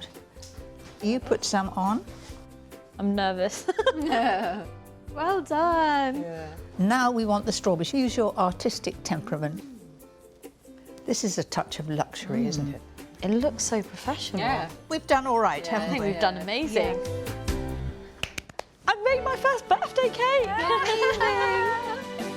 I hope I don't mess it up after everything that Mary's just taught me. I have to follow her instructions. It's the showstopper of a birthday, isn't it? The birthday cake. Mark's surprise feast is only a week away, and back home in Northolt, it's time for the beginner cooks to practice their recipes, without Mary by their side. They'll be preparing a 3-course menu, hoping not only to impress birthday boy Mark, but celebrate together with friends and family after some very challenging times. Oh, there's just too much to do. Like, it's a 2-page recipe. To keep the secret from Mark, Rima is practicing her cake in Diane's kitchen. Right, I'll put that in. Okay, that's one of them done. While Mark's mum works on her salmon, Oh my God, look at the mess I'm getting. close friend Noreen is cooking Blini canapes with 3 toppings. Mary Berry always just makes things look so simple, right?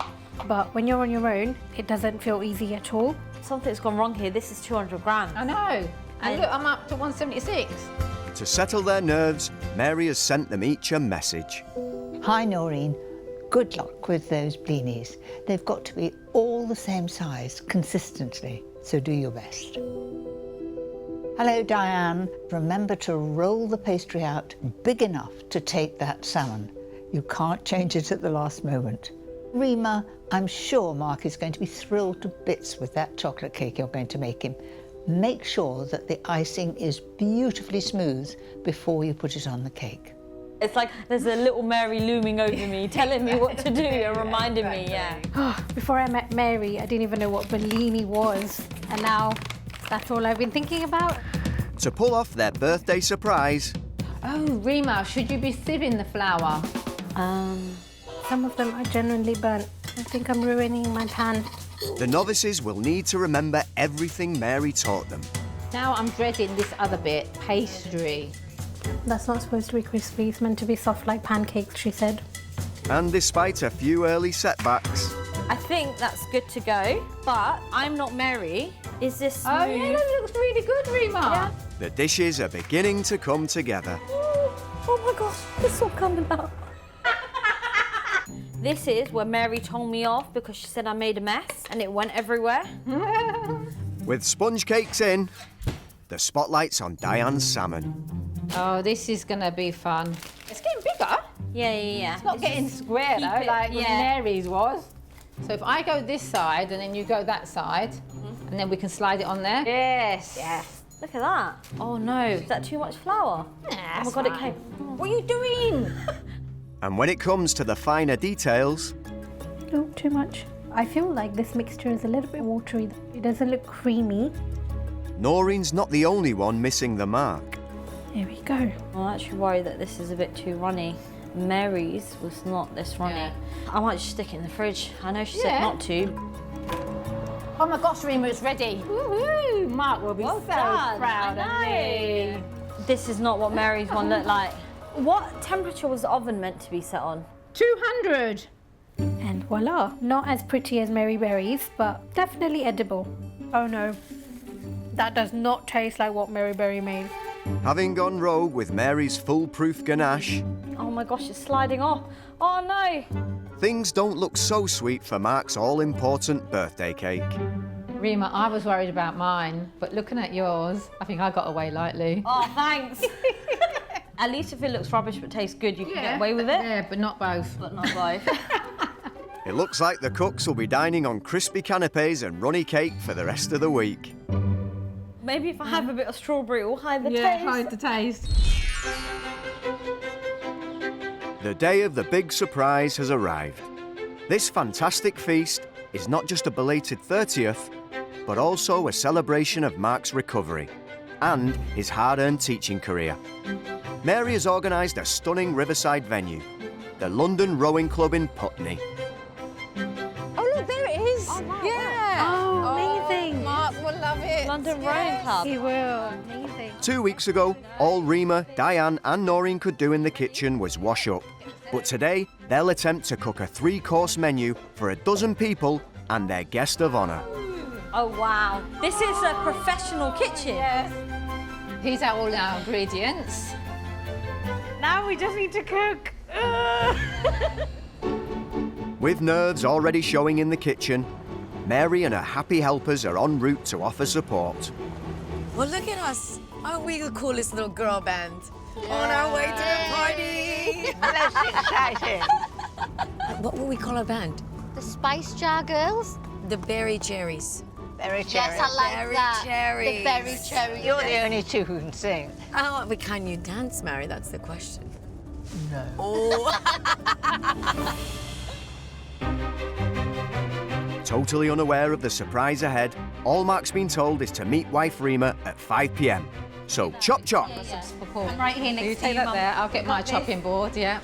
I'm very nervous. I want to do my best for Mark and for Mary because she's taught me a lot as I'm not a very good cook. I hope it tastes as good as the one on the day when Mary showed us how to do it. Yeah. I feel like I'm shaking. It didn't go very well in the practice cooking, and I really need to get it right because I don't really want to serve burnt Bellinis. I have something that I want to show you first. What have you done? It's his little apron. Does he know you took that? No, he doesn't. Keeping this a secret from Mark has been an absolute nightmare. So I'm so glad that the day is finally here and I can actually tell him the truth and he'll hopefully be surprised. Do you know what? If today is a success, I'm going to get you one that says assistant chef. Yeah, let's just see how today goes and then we'll see. And then we'll see if I'm worthy of that title. To pull off this party in style, Noreen must prepare a trio of flawless Blini canapes. Mum Diane needs perfect pastry for a star-studded salmon en croute. And wife Rima needs to up her ganache game for the all-important birthday cake. I do feel like the cake is going to be a big part of it, so I'm really nervous because my practice was a bit rubbish and I'm really scared that this may not come out the way I want it to. I don't think we've ever felt this pressure because we've never done like a Christmas meal or It's something. just what it feels like. So let's hope it's edible, people. With friends and family due to arrive in 2 hours, the cooks are up against a tight schedule. 2 minutes. You know what I was just going to do then? Put the egg white and not the egg yolk. We can't do things wrong today. I know, yeah, that's it. I don't want to poison Mark. Yeah, now's probably not the best time to veer off Mary's carefully planned recipes. It smells amazing. I don't think Mary did this, but I'm going to put this on a napkin so it can be extra dry. Oh no, maybe it wasn't a great idea. It stuck to the napkin. You see, Mary knows best. Still, at least Rima's newfound baking skills are rising to the occasion. Proud of it. Proud of that. Much better than practice day. Yeah. It smells good. While the novice cooks push on with their party pieces, Do you think that looks okay? Mary wants to be sure the rest of the feast is in order. So I sent you girls off on a mission and I hope you've had success. Well, we didn't just get some lovely cheese. We got something extra special for the party. And I hope that you really like it. Are you ready? I am. This is quite a moment, Mary. Ready? Yes. 3, 2, da da da da. Oh, how amazing is that, Mark? And that's all carved out as cheese. Yes. Oh, I mean, won't he be thrilled to bits? Can't wait to eat that. Right. Can't wait to eat his face. If the novices don't improve on their practice runs, Okay, and then close, close, close, and then let me the cheesehead and biscuits may be the only thing on offer. the oven to done. Ooh, mind your fingers. It comes with blood, sweat and tears. Oh, timer. Yeah, put the timer on. Timer, how long? This is the bit that scares me about the pastry. Hopefully, right? Oh wait, it says brush the egg at the end to seal. With temperatures rising in the kitchen, Mary and her helpers are just in time to offer some much-needed birthday backup. Shall we go this way?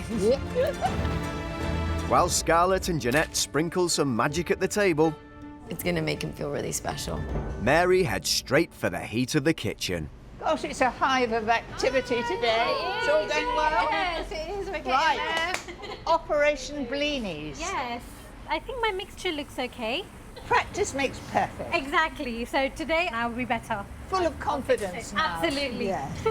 With 80 canapes to make, Noreen will need to stay focused, as just a few seconds too long in the pan and the blinis will overcook. You've got the idea of going round and round. Those look a good shape and fairly even. You've cracked it. I think so, yeah. The one thing we have to do is not burn them this Burn time. them, yes. I'm feeling the pressure a little bit today. While Noreen is on starters orders, Diane is wrapping up the main course, Mary's salmon en croute. Oh, wow. That's it. Voila! Oh, Diane! Hey. Well done! I know, I'm so proud of myself. Just doing my stars. When you were practicing, you didn't get the oven quite right. No, that's I right. heard about yes, that. I didn't get the oven right. It's Yes. so important to keep those ends sticking down. We don't want the mixture falling out. With family and friends due to arrive at any moment, Jeanette and Scarlett are making sure the dining room sparkles like a glitter ball. Oh, they are gonna love this. We've outdone ourselves, like, even if I do say so myself. Meanwhile, Mary is on hand to keep an eye on the star of the birthday table, Mark's cake. Looks nicely baked. It does. It looks a lot more even than on practice day. Never mind, we've got to get that ganache right this time. Oh gosh, the ganache was, I hate to say it was atrocious. You didn't let it get cold. You have to get it so it's spreadable rather than running off and being in a hurry. When everyone sings happy birthday, I don't want to bring out a dribbling cake.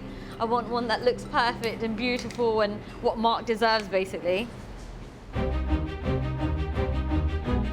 So hopefully I can slide that on there.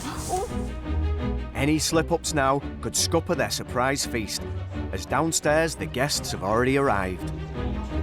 Hello.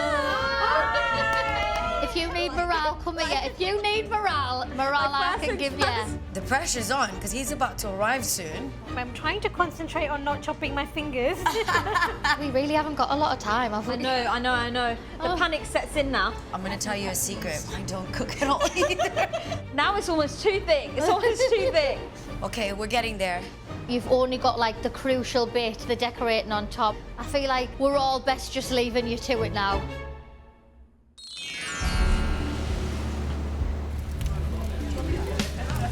After 2 weeks of hard work, the big moment is finally here.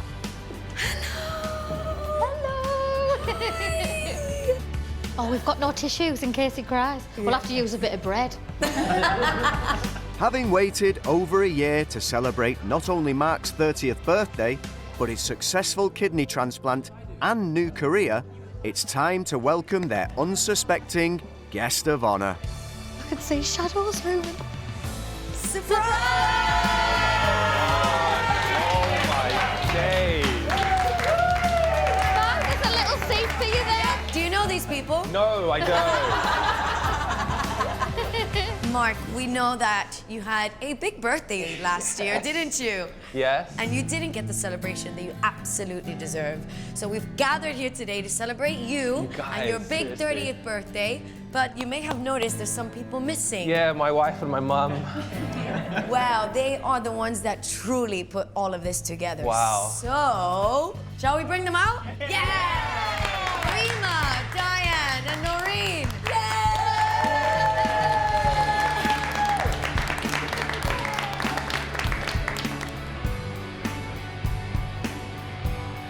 Mark, I know what you're thinking. How on earth have they cooked this? You made this? I made that. Yeah, see? I knew you wouldn't believe me. Mark, I have heard that you are the chef in your house. Yes, a little bit. Well, they have worked so hard and they've had some lessons from a very special woman. I think we should bring her out too. Please welcome Dame Mary Berry.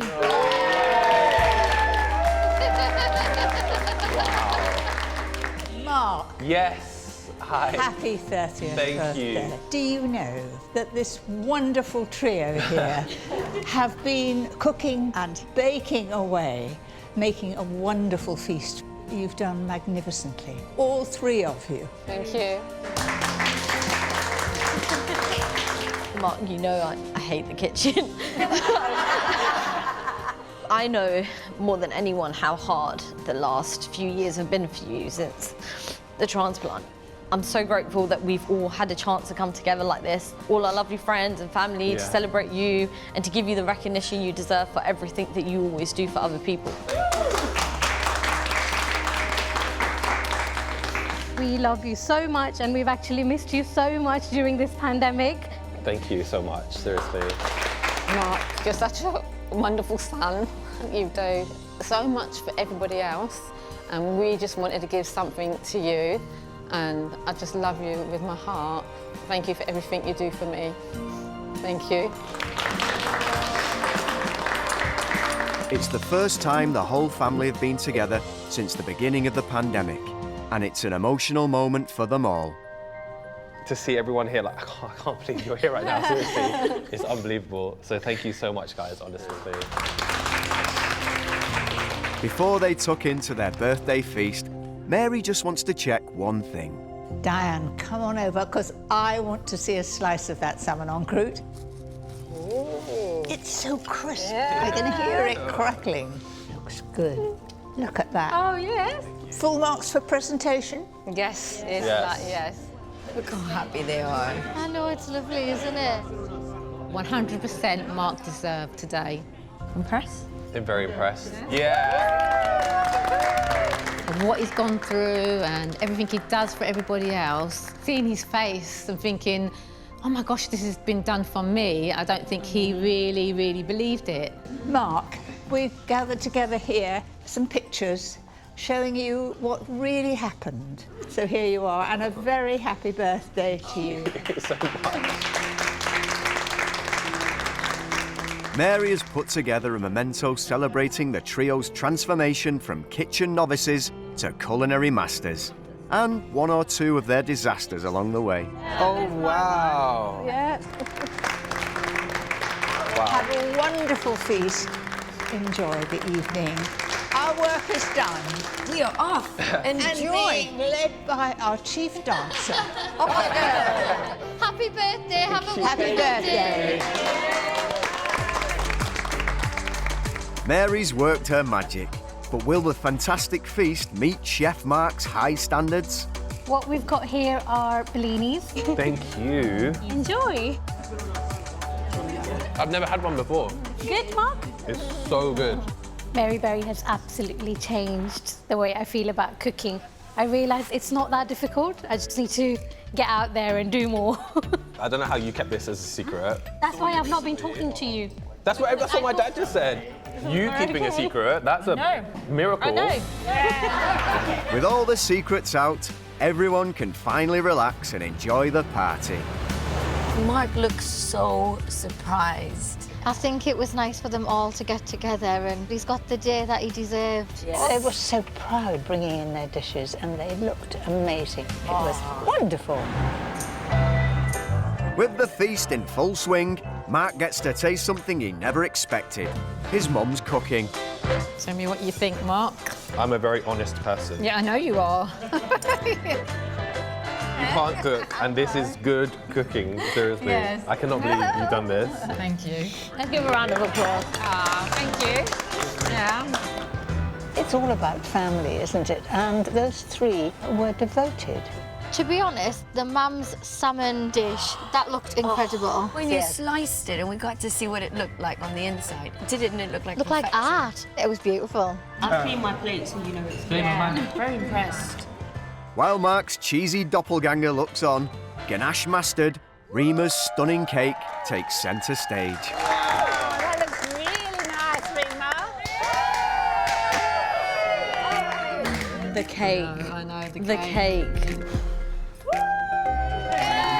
It was me. I did it. You did it. Yeah, you got to believe in yourself now. I know. You ready for the chocolate? I'm ready for the chocolate cake. Perfect. This looks so good. Get ready, guys. Look at the ganache. I know. Okay. Do you know what that tastes? Shop pork. Not a shop, honestly. a patisserie, okay? Guys, I think we should all just take a moment and say thank you and congratulations to the three chefs from today, and I think we should all give them a massive, massive clap. They've done so well. We did it! It's by far the biggest surprise I ever had and the best surprise I ever had. Seeing Mary Berry and knowing that my mum cooked with her, the fact that they've made this one meal for me today means more than anything. It was just absolutely lovely. Yeah, it's so, so nice. We'd do it all over again. All right, calm down.